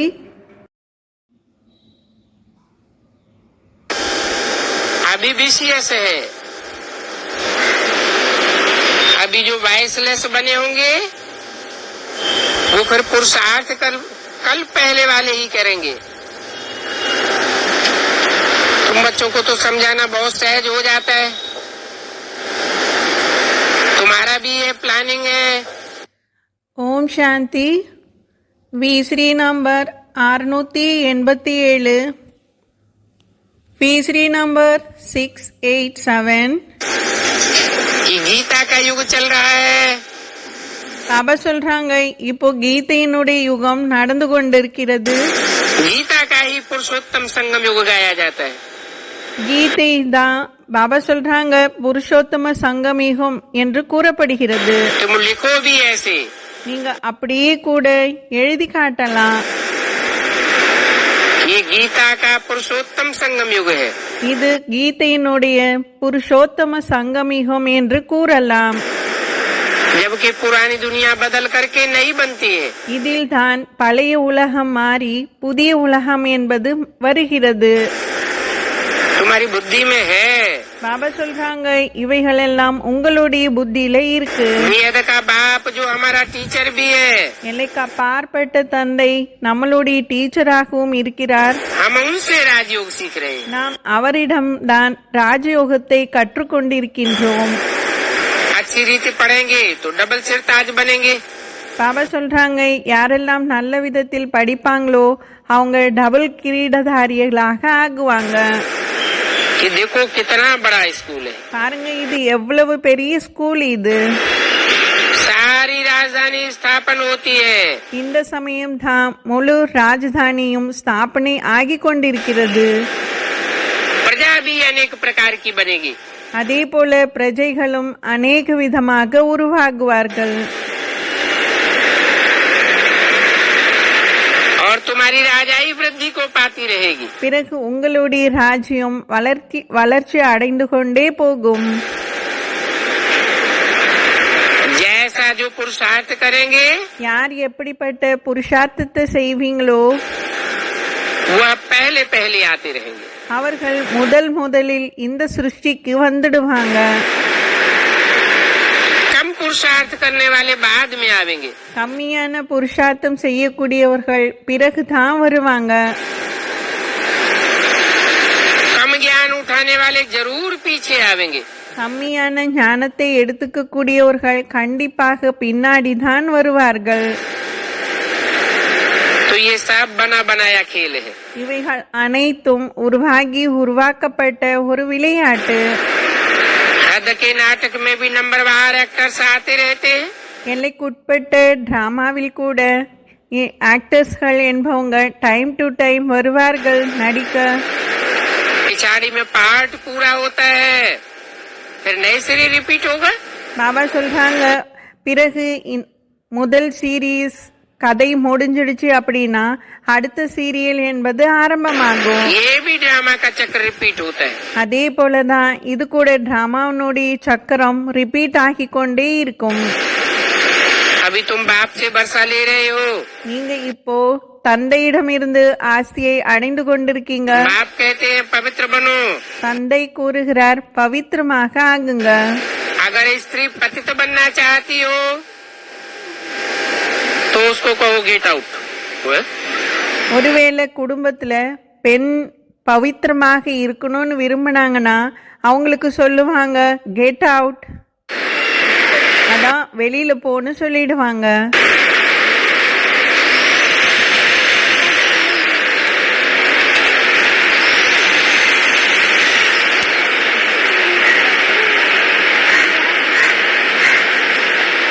परवाह नहीं करनी चाहिए। பாபா சொல்றாங்க அப்படி ஏதாவது குடும்பத்துல நடந்ததுன்னா நீங்க கவலையே படக்கூடாது. रोटी टुकड़ तो मिल सकता है ना। இந்த ரொட்டியினுடைய துண்டுகள் உங்களுக்கு கிடைக்கும் இல்லையா? बच्चों को पूरा पुरुषार्थ करना चाहिए। குழந்தைகளாகி உங்களுக்கு முழுமையாக புருஷார்த்தத்தை செய்யணும். भूल होती है तो अपने से प्रतिज्ञा करनी चाहिए।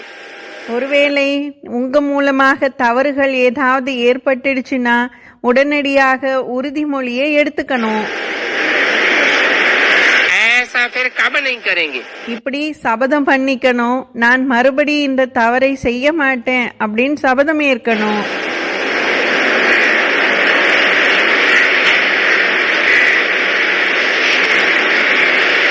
अपन को थप्पड़ लगाना चाहिए तो याद रहेगी.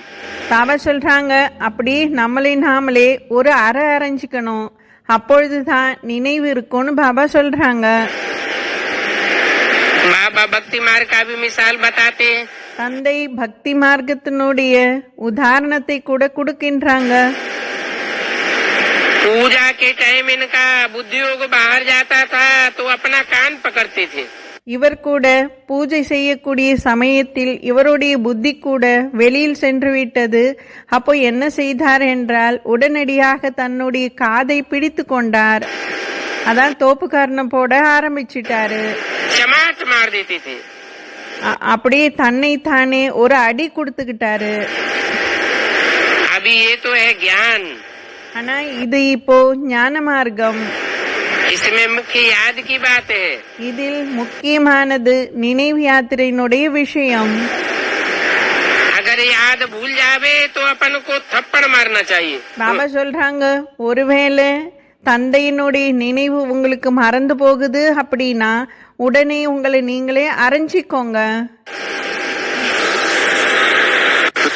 अभी ये तो है ज्ञान. इसमें मुख्य याद की बात है. अगर याद भूल जावे तो अपन को थप्पड़ मारना चाहिए. कितने थप्पड़ लगेंगे सारे दिन में? பாபா சொல்றாங்க, அப்படி மறந்து போயிட்டா அரைஞ்சிக்கோங்கன்னு சொன்னாங்க இல்லையா, அப்போ ஒரு நாளைக்கு எத்தனை வாட்டி அறைய வேண்டியது இருக்கும்?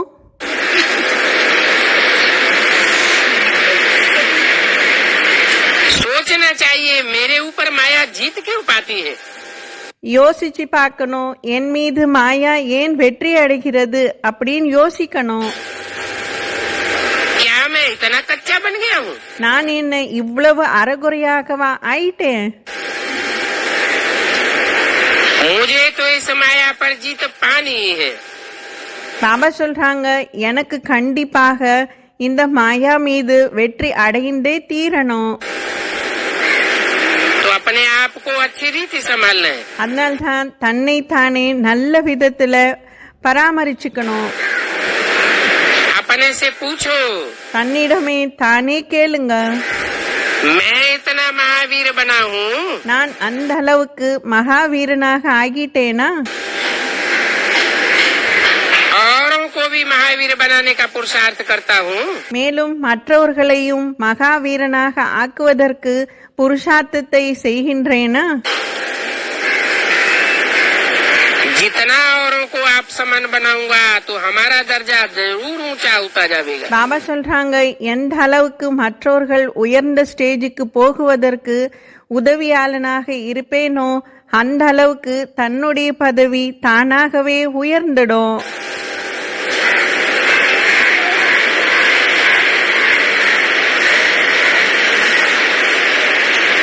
रेस करनी है. பாபா சொல்றாங்க, அப்படியே ஓட்ட பந்தயத்தை வச்சுக்கணும், ரேஸ் பண்ணணும். हम तो अपना राज भाग जरूर लेकर छोड़ूंगा. நான் கண்டிப்பாக என்னுடைய ராஜ்ய பாக்கியத்தை எடுத்துக்கொண்டுதான் விடுவேன். अगर हमारे में भी क्रोध है ஒருவேளை நம்மிடமே குரோதம் இருக்கு என்றால் तो दूसरे को कैसे कहेंगे कि क्रोध नहीं करना है. அப்போ மற்றவர்களை எப்படி நீங்க சொல்லுவீங்க கோபமே படாதீங்க அப்படின்னு?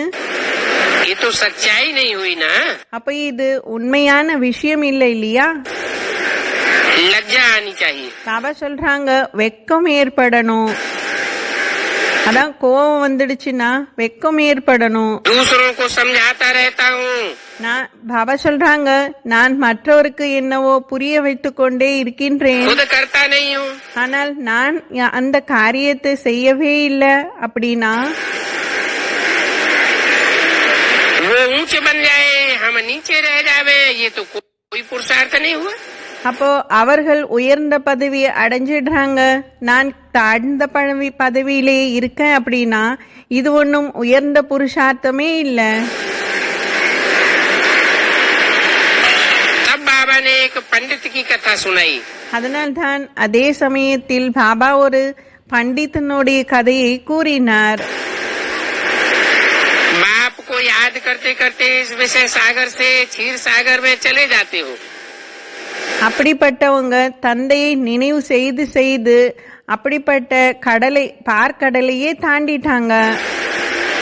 बाकी सब मिसाल बाप बैठ समझाते हैं. இப்படி கடலை தந்தையினுடைய நினைவுல பண்டிதன் யாருக்கு சொன்னாங்களோ அவர்கள் எல்லாருமே கடலை கடந்து போயிட்டாங்க. ஆனா யார் சொல்லி கொடுத்த அந்த பண்டிதன் இருக்கார் இல்லையா, அவர் அங்கேயே நின்று போயிட்டாரு. भक्ति मार्ग में रिपीट करते हैं. இதெல்லாம் பக்தி மார்க்கத்தினுடைய விஷயங்கள். ब्रह्मरी का मिसाल भी यहाँ का है. அதே போல பிரம்மரி அப்படின்ற கொளவி பூச்சி இருக்கு இல்லையா, அதனுடைய கதை கூட இங்கு இருப்பதனுடையதுதான். तुम ब्राह्मणिया हो. நீங்க அனைவருமே பிராமணிகள். ब्रह्मा कुमार कुमारियां सच्चे ब्राह्मण ठहरे.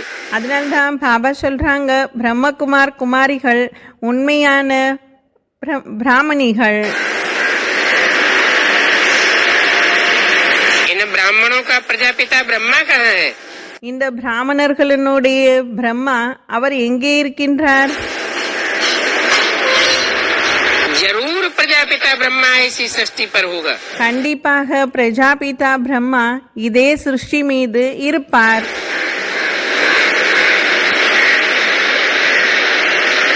शंकराचार्य ने भी कहा ब्रह्मा भी उतर आए.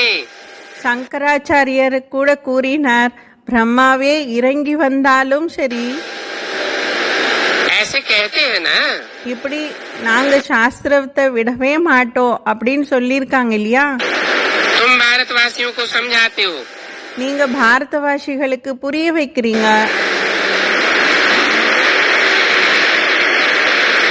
क्या भी हम गृहस्थ आश्रम में हैं? நாம் இப்போ கிரகஸ்த ஆசிரமத்துல இருக்கின்றோமா?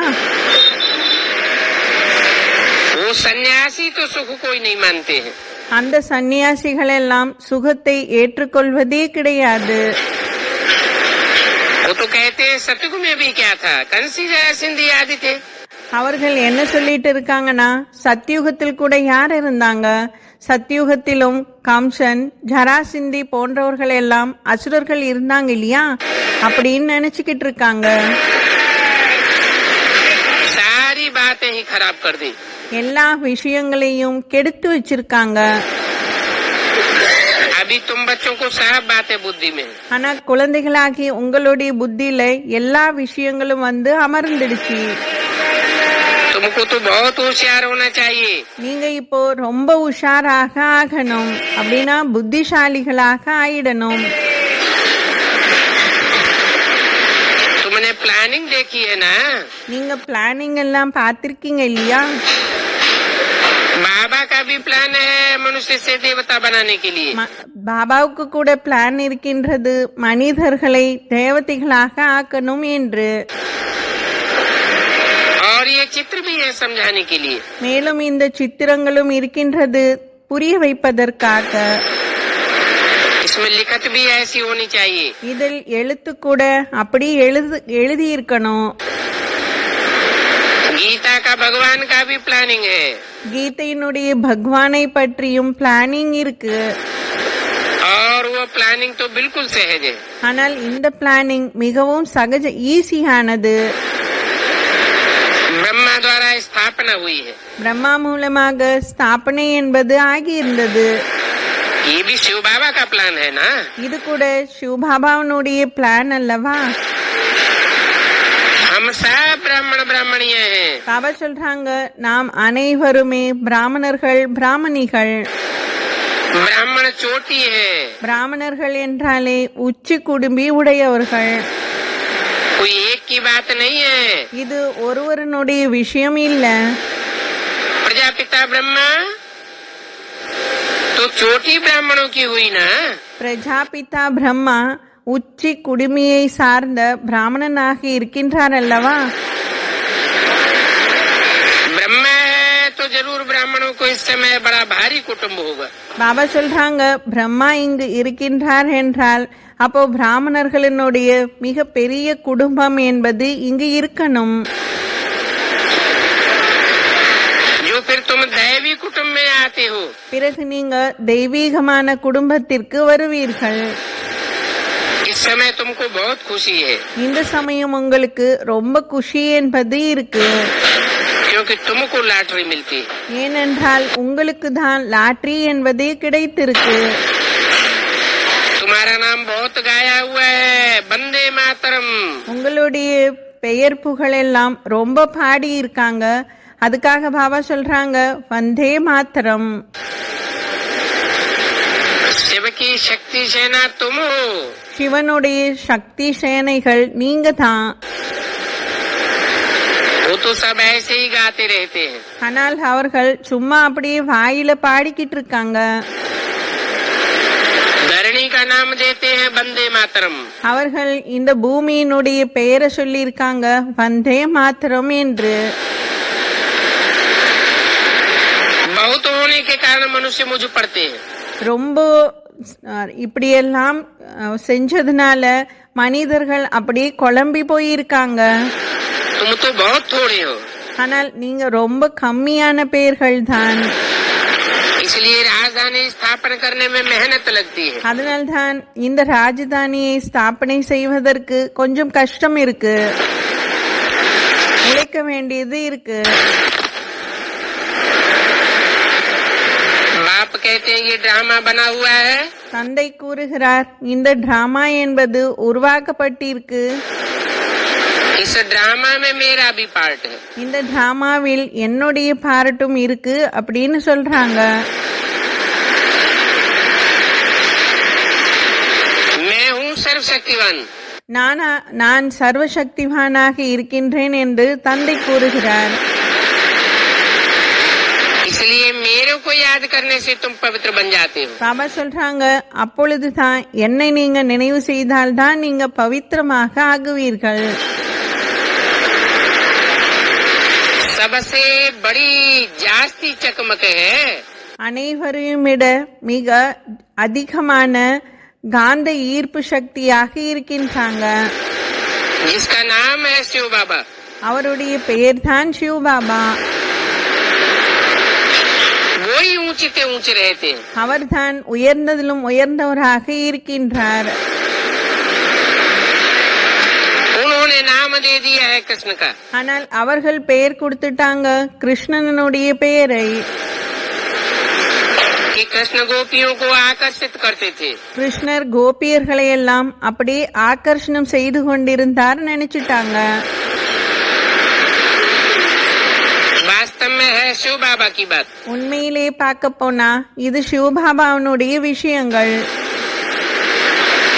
मंदिर भी उनका ऊपर में बनाते हैं. அவருக்கு தான் கோவில்களை எல்லாம் உயர்ந்த இடத்தில் உருவாக்கி இருக்காங்க. क्योंकि ऊंची स्टेज में रहते हैं. ஏனென்றால் உயர்ந்த ஸ்டேஜ்ல இருக்காங்க இல்லையா? अभी तो गृहस्थियों के लिए शहर में भी बनाने लग पड़े हैं. இப்பொழுது குடும்பவாசிகளுக்காக நகரங்களில் கூட சிவனுடைய கோவிலை உருவாக்கி இருக்காங்க. नहीं तो शिव के मंदिर हमेशा இல்லையென்றால் சிவனுடைய கோவில் எப்பொழுதுமே पहाड़ों पर, चोटी में, जंगलों में ही होते हैं. இப்படி உயர்ந்த இடத்தில், மலைகளில், இல்லையென்றால் சிகரங்களில், இல்லையென்றால் காடுகளில் இருக்கும்.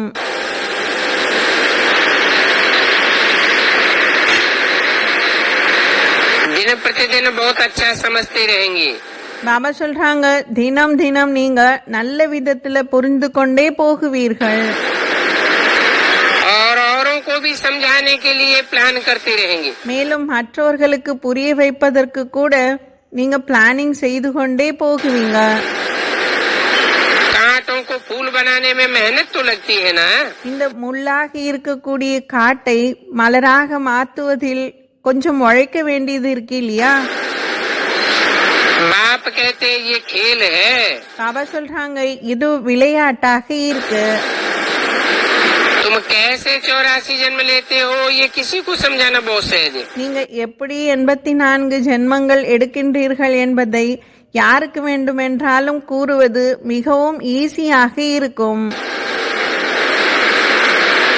पुरुषार्थ करते करते कर्मातीत अवस्था को पाना है.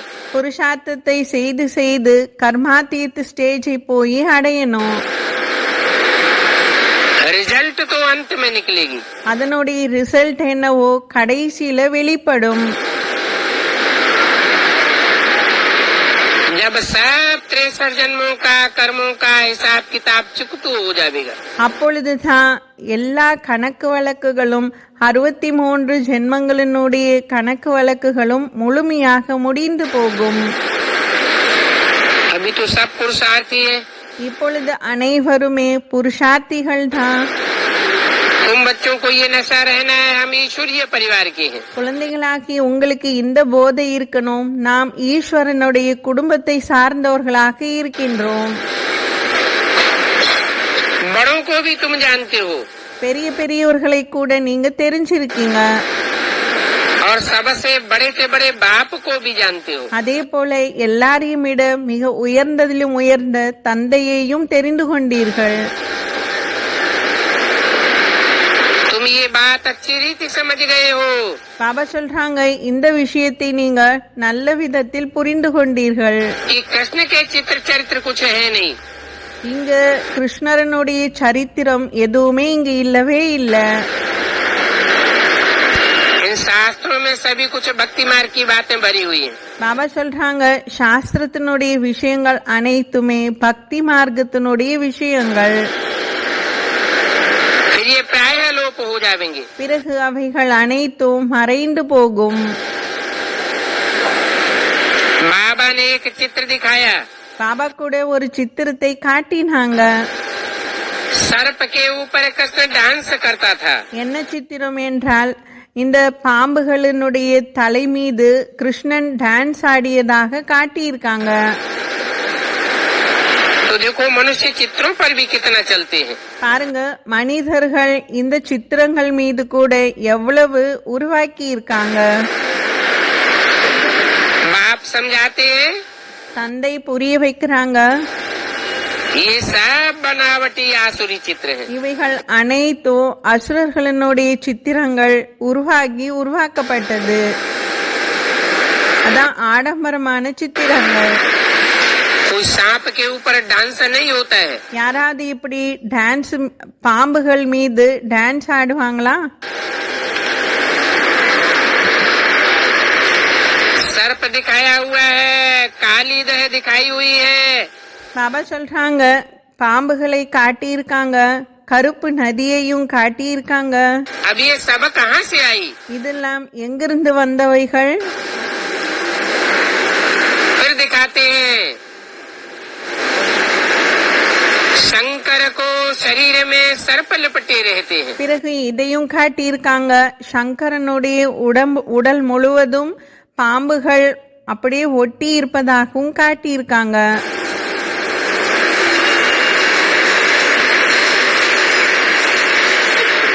काली दह में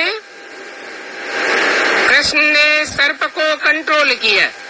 பாபா சொல்றாங்க காளி நதி கருப்பு நதிக்குள் இந்த பாம்பை கிருஷ்ணன் டான்ஸ் ஆடி அதை கண்ட்ரோல் செய்தார் அப்படின்னு சொல்லி இருக்காங்க.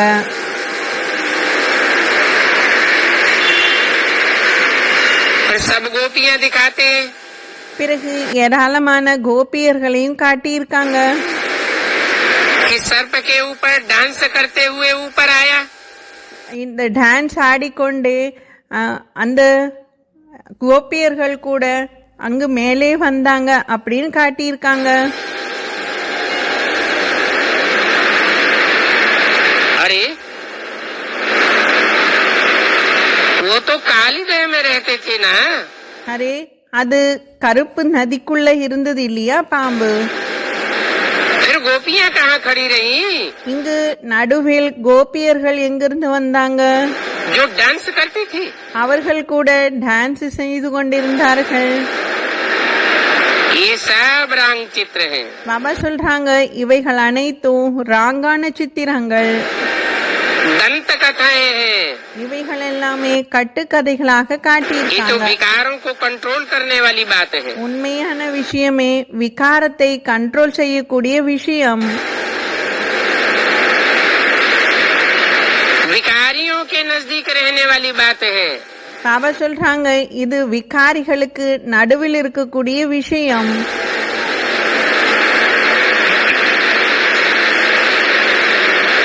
ये सब बातें सुनते सुनते मनुष्यों का माथा खाली हो गया। ஆனா இப்படி பாம்பன் மீது டான்ஸ் ஆடினார், கோபிகள் கூட டான்ஸ் ஆடினார் என்று சொல்லி சொல்லி மனிதர்களினுடைய தலையையே உருட்டி வச்சுட்டாங்க. सीधे सीधे अर्थ कर दिए। அதான் குழப்பி வச்சுட்டாங்கன்னு சொல்றாங்க. அப்படியே இல்லைன்னா வேறு விதமான அர்த்தங்களையும் சொல்லிடுவாங்க. बाप कहते हैं तुमको कितना धनवान बनाया था। ஆனால் தந்தை உங்களை எவ்வளவு பெரிய தன்வானாக உருவாக்கி இருந்தாங்க, அதான் மிக பெரிய செல்வந்தனாக உருவாக்கி வச்சிருந்தாங்க. अभी रावण राज्य में तुम कितने खाली इंसॉल्वेंट बन गए हो। ஆனால் இப்போ ராவணனுடைய ராஜ்யத்தில் நீங்க எவ்வளவு முழுமையாக காலியாகி இன்சால்வெண்டாகவும் ஆயிட்டீங்க, அப்படின்னா கடன்காரனாக ஆயிட்டீங்க. अकल ही सारी चट्ट हो गई है। புத்தியில கூட ஒன்றுமே இல்லாமல் புத்தியும் அழிந்து போச்சு. तमो प्रधान बुद्धि बन गए हो। புத்தியானது தமோ பிரதானமான புத்தியாக ஆயிடுச்சு. अभी भारत में कितने अनेक धर्म है। இந்த சமயம் பாரதத்தில் எவ்வளவு தர்மங்கள் இருக்கின்றன. क्योंकि जो भी नया धर्म पिता आता है, ஏனென்றால் புதிய புதிய தர்ம பிதாக்கள் எல்லாம் எப்பொழுது வர ஆரம்பித்தார்களோ और भारतवासियों के ऊपर अपनी छाप छोड़ जाता है। அந்த சமயம் அவர்கள் பாரதவாசிகள் மீது அவரவர்களினுடைய முத்திரையை பதித்துவிட்டு சென்று விட்டார்கள். ये सब बातें तुम अभी समझा सकते हो। இவைகள் அனைத்து விஷயத்தையும் நீங்க இப்ப புரிஞ்சுக்கலாம். कि हिंदू ही दूसरे दूसरे धर्म में क्यों कन्वर्ट हुए। இந்துக்கள் மட்டும் ஏன் மற்ற மற்ற தர்மங்களில் போய் கன்வெர்ட் ஆகினாங்க, और धर्म वाले कभी कन्वर्ट क्यों नहीं होते। மற்ற மற்ற தர்மத்தை சார்ந்தவர்கள் எல்லாம் ஏன் கன்வெர்ட் ஆகவே இல்லை மற்ற தர்மங்களில். अभी तुम समझाने के लिए भिन्न भिन्न युक्तियां रच रहे हो। இப்போ நீங்க புரிய வைப்பதற்காக விதவிதமான பாயிண்ட்ஸ்கள் எல்லாம் வெளிவருகின்றன, ஏராளமான விஷயங்கள் இருக்கின்றன. ये कितने झूठे चित्र हैं। இந்த சித்திரம் எவ்வளவு பொய்யான சித்திரங்கள், इनके अर्थ भी कितने झूठे हैं। இதுக்கான அர்த்தத்தை கூட எவ்வளவு பொய்யா சொல்லி வச்சிருக்காங்க.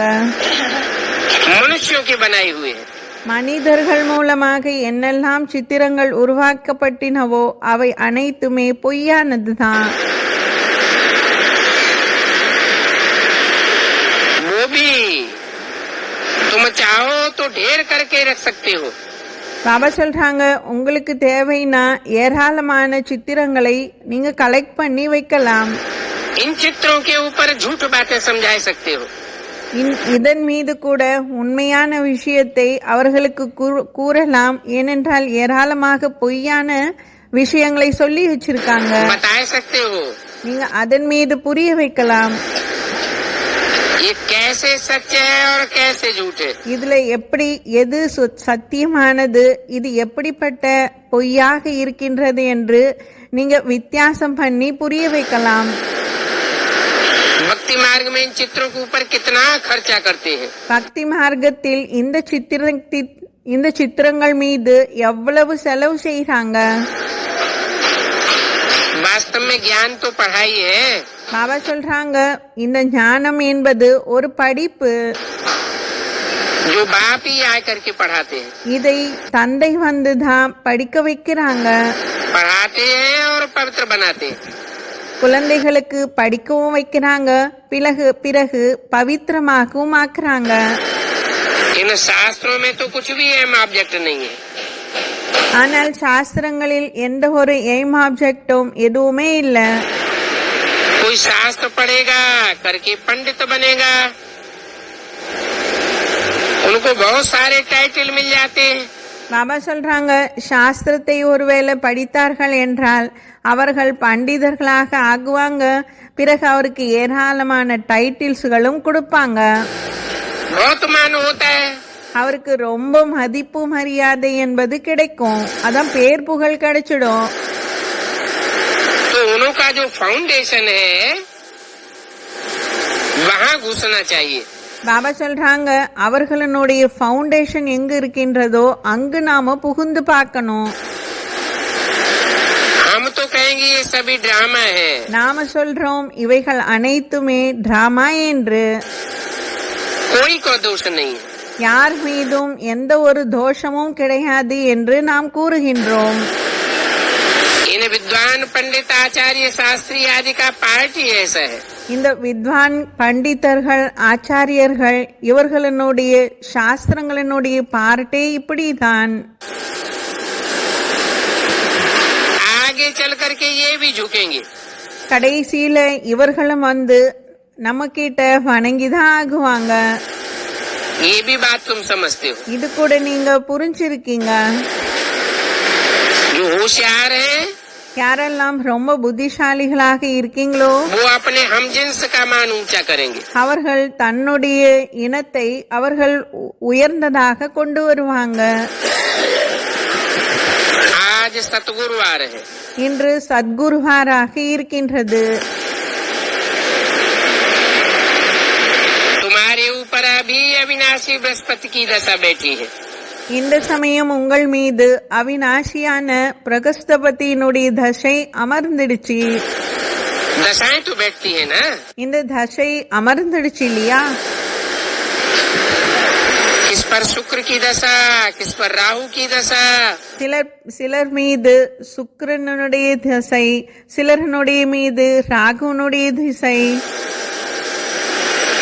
जो गटर में गिर पड़ते हैं யாரெல்லாம் போய் சாக்கடையில விழுந்துடுறாங்களோ फिर उनके ऊपर बहुत टाइम लग जाता है. அவர்கள் அந்த சாக்கடையிலிருந்து வெளிவருவதற்கு ரொம்ப டைம் எடுக்கும். அப்படின்னா விகாரத்துல விழுந்தவங்கள பாபா சொல்றாங்க. तो अपने ऊपर राहु की दशा नहीं लानी चाहिए. பாபா சொல்றாங்க, தன் மீது இப்படிப்பட்ட ராகு தசையில போய் மாட்டிக்க கூடாது. माया बड़े जोर से थप्पड़ मार देती है. மாயா அப்படி ரொம்ப மிக வேகமாக வந்து ஒரே அறை கொடுத்துடும். इसलिए संभाल करनी चाहिए. அதனால நாம் நம்மளை நாமளே பாதுகாத்துக்கணும். हराना क्यों चाहिए? ஏன் தோத்து போகணும்? हराने से उस्ताद का नाम बदनाम हो जाएगा. பாபா சொல்றாங்க, நீங்க தோத்து போயிட்டீங்கன்னா தந்தையினுடைய பேரே கெட்டு போயிடும். तुम तो खुशी से कहेंगे हम ब्रह्मा कुमार कुमारियों का यह प्लान है. ஏனென்றால் நீங்க குஷி குஷியாக சொல்றீங்க இல்லையா, இது பிரம்மகுமார் குமாரிகளினுடைய பிளான் ஆகி இருக்குன்னு. नरक की दुनिया का विनाश होना है. இப்பொழுது நரகத்தினுடைய உலகம் விநாசமாகணும். अब इन लक्ष्मी नारायण की दुनिया आने वाली है. இந்த லட்சுமி நாராயணனுடைய உலகம் வரக்கூடியதாக இருக்கு. ये भाभी है जो टाले नहीं टले. History must repeat. பாபா சொல்றாங்க, இது டிராமாவில் ஃபிக்ஸ் ஆகி இருக்கு. History must repeat. அப்படின்னா ஹிஸ்டரி கண்டிப்பாக ரிப்பீட் ஆகும். समझाने का भी खिर चाहिए. இதை புரிய வைப்பதற்கு கூட தைரியம் வேணும். बाबा ने ये भी समझाया है பாபா இது கூட புரிய வச்சிருக்காங்க. कि सच्चे सच्चे वैष्णव कौन है. உண்மையிலும் உண்மையான வைஷ்ணவர்கள் என்பவர்கள் யாரு? विष्णुपुरी वैसलेस थी ना. விஷ்ணுபுரி என்பது விஷம் வைஸ்லஸான உலகமாக இருந்தது இல்லையா? விஷமே இல்லாத உலகமாக இருந்தது இல்லையா? तो ऐसे वैष्णव संप्रदाय ही सच्चे वेजिटेरियन कहे जाते हैं. அப்படிப்பட்ட வைஷ்ணவர்களை சார்ந்தவர்களை தான் வெஜிடேரியன் என்று சொல்லுவாங்க. विष्णु से बनता है विष्णु. விஷ்ணு மூலமாக உருவாக்கப்படுகிறவர்கள் தான் வைஷ்ணவர்கள். वैष्णव संप्रदाय. அதான் விஷ்ணு மூலமாக உருவாகுபவர்கள் வைஷ்ணவ சம்பிரதாயத்தை சார்ந்தவர்கள். विष्णु का अर्थ है விஷ்ணுனுடைய அர்த்தமே जिनके अंदर विष का नाम निशान न हो. அவருக்குள்ள விஷத்தினுடைய பெயர் அடையாளம் எதுவுமே இருக்காது. ऐसे विष्णु को तुम फॉलो करने वाले हो. அப்படிப்பட்ட விஷ்ணுவை தான் நீங்க ஃபாலோ செய்யக்கூடியவர்கள். तो वाइसलेस हुए ना. அப்போ நீங்க வைஸ்லஸ்னுடைய உலகத்தை சார்ந்தவங்களாக ஆயிட்டீங்க இல்லையா? அப்படின்னா விஷமே இல்லாத உலகத்தை சார்ந்தவங்களாக ஆயிட்டீங்க. यहाँ तो इस दुनिया में कोई पवित्र नहीं है. ஆனால் இந்த உலகத்தில் இருப்பவர்கள் யாருமே பவித்திரமே கிடையாது. खान पान ही पवित्र नहीं है. குடிப்பது சாப்பிடுவது அனைத்திலும் பவித்திரமே இல்லை. वो सब हैं हद के वेजिटेरियन. பாபா சொல்றாங்க அவர்கள் அனைவருமே எல்லைக்குட்பட்ட வெஜிடேரியன்கள். और वो देवताएं होते हैं बेहद के वेजिटेरियन. மேலும் தேவதைகள் இருப்பதே எல்லைக்கு அப்பாற்பட்ட வெஜிடேரியன்கள். क्योंकि देवताएं कब विकार में नहीं जाते. ஏனென்றால் தேவதைகள் எப்பொழுதுமே விகாரத்துல போகவே மாட்டாங்க. उन देवताओं के स्थान को हेवन தேவதைகள் இருக்கக்கூடிய ஸ்தானத்தை தான் ஹெவன் என்றும் और इस दुनिया को हेल कहा जाता है. மேலும் இந்த உலகத்தை ஹெல் என்றும் கூறுவார்கள்.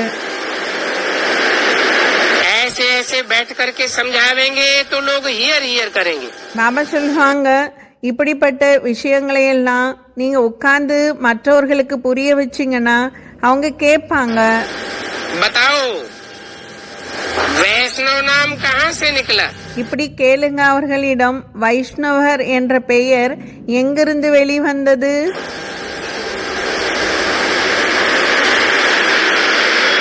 विष्णु से निकला वैष्णव नाम. இந்த விஷ்ணுவின் மூலமாக தான் வைஷ்ணவர் என்ற பெயரே வெளிவந்தது. विष्णु का अर्थ ही है नो विषय टाल. விஷ்ணு என்றாலே அதற்கான அர்த்தம் நோ விஷம் அட்டால். அப்படின்னா விஷமே இல்லாதவர்.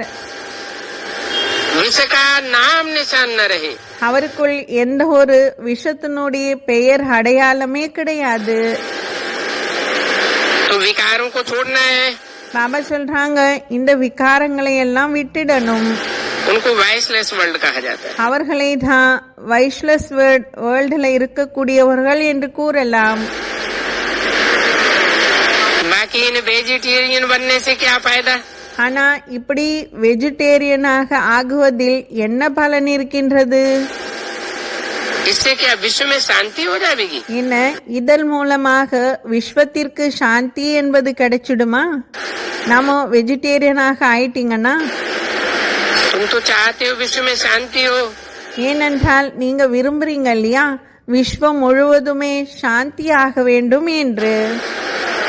हद के वेजिटेरियन तो बहुत होते हैं. எல்லைக்குட்பட்ட வெஜிடேரியன்கள் என்பவங்க ரொம்ப பேரு இருப்பாங்க. तो वेजिटेरियन का भी अर्थ समझाना पड़े. அப்போ வெஜிடேரியன் என்பதற்கு கூட நாம புரிய வைக்கணும். அதற்கு கூட அர்த்தத்தை நாம புரிய வைக்கணும் மற்றவர்களுக்கு. वैष्णव है ही विष्णुपुरी. வைஷ்ணவர்கள் இருப்பதே விஷ்ணுபுரியில்தான். अभी तो रावण की पुरी है, ये वैश्यालय है. பாபா சொல்றாங்க இப்போ இருப்பது ராவணனுடைய புரி, ராவணனுடைய உலகம் வைஷ்யாலயம். அதான் வேஷ்யர்களினுடைய உலகம் இது. यहाँ सब विषयस हैं. இங்கு இருப்பவர்கள் அனைவருமே விஷத்தில் இருப்பவர்கள். அதான் விகாரத்தில் போகுபவர்கள். विचारी है. பாபா சொல்றாங்க விபச்சாரிகள் என்று. और वो है वाइसलेस वर्ल्ड. ஆனால் அது என்னவோ வைஸ்லெஸ் வேர்ல்டு விஷம் இல்லாத உலகம்.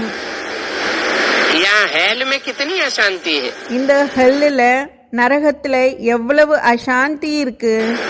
नई दुनिया में शांति रहती है. புதிய உலகத்தில் சாந்தி என்பது இருக்கும். बाप नई नई दुनिया स्थापन कर रहे हैं. தந்தை புதிய உலகத்தை தான் இங்கு ஸ்தாபனை செய்து கொண்டிருக்கிறார். अच्छा मीठे मीठे रूहानी बच्चों प्रति बाप दादा का दिल व जान सिख व प्रेम से याद प्यार गुड मॉर्निंग. நல்லது.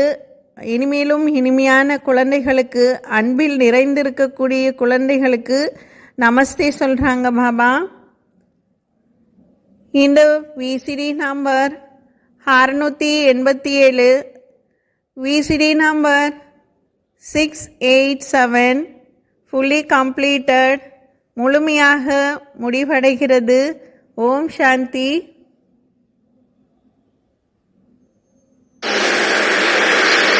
रूहानी बच्चों को रूहानी बाप की नमस्ते. दिल है, ब्लिसफुल है.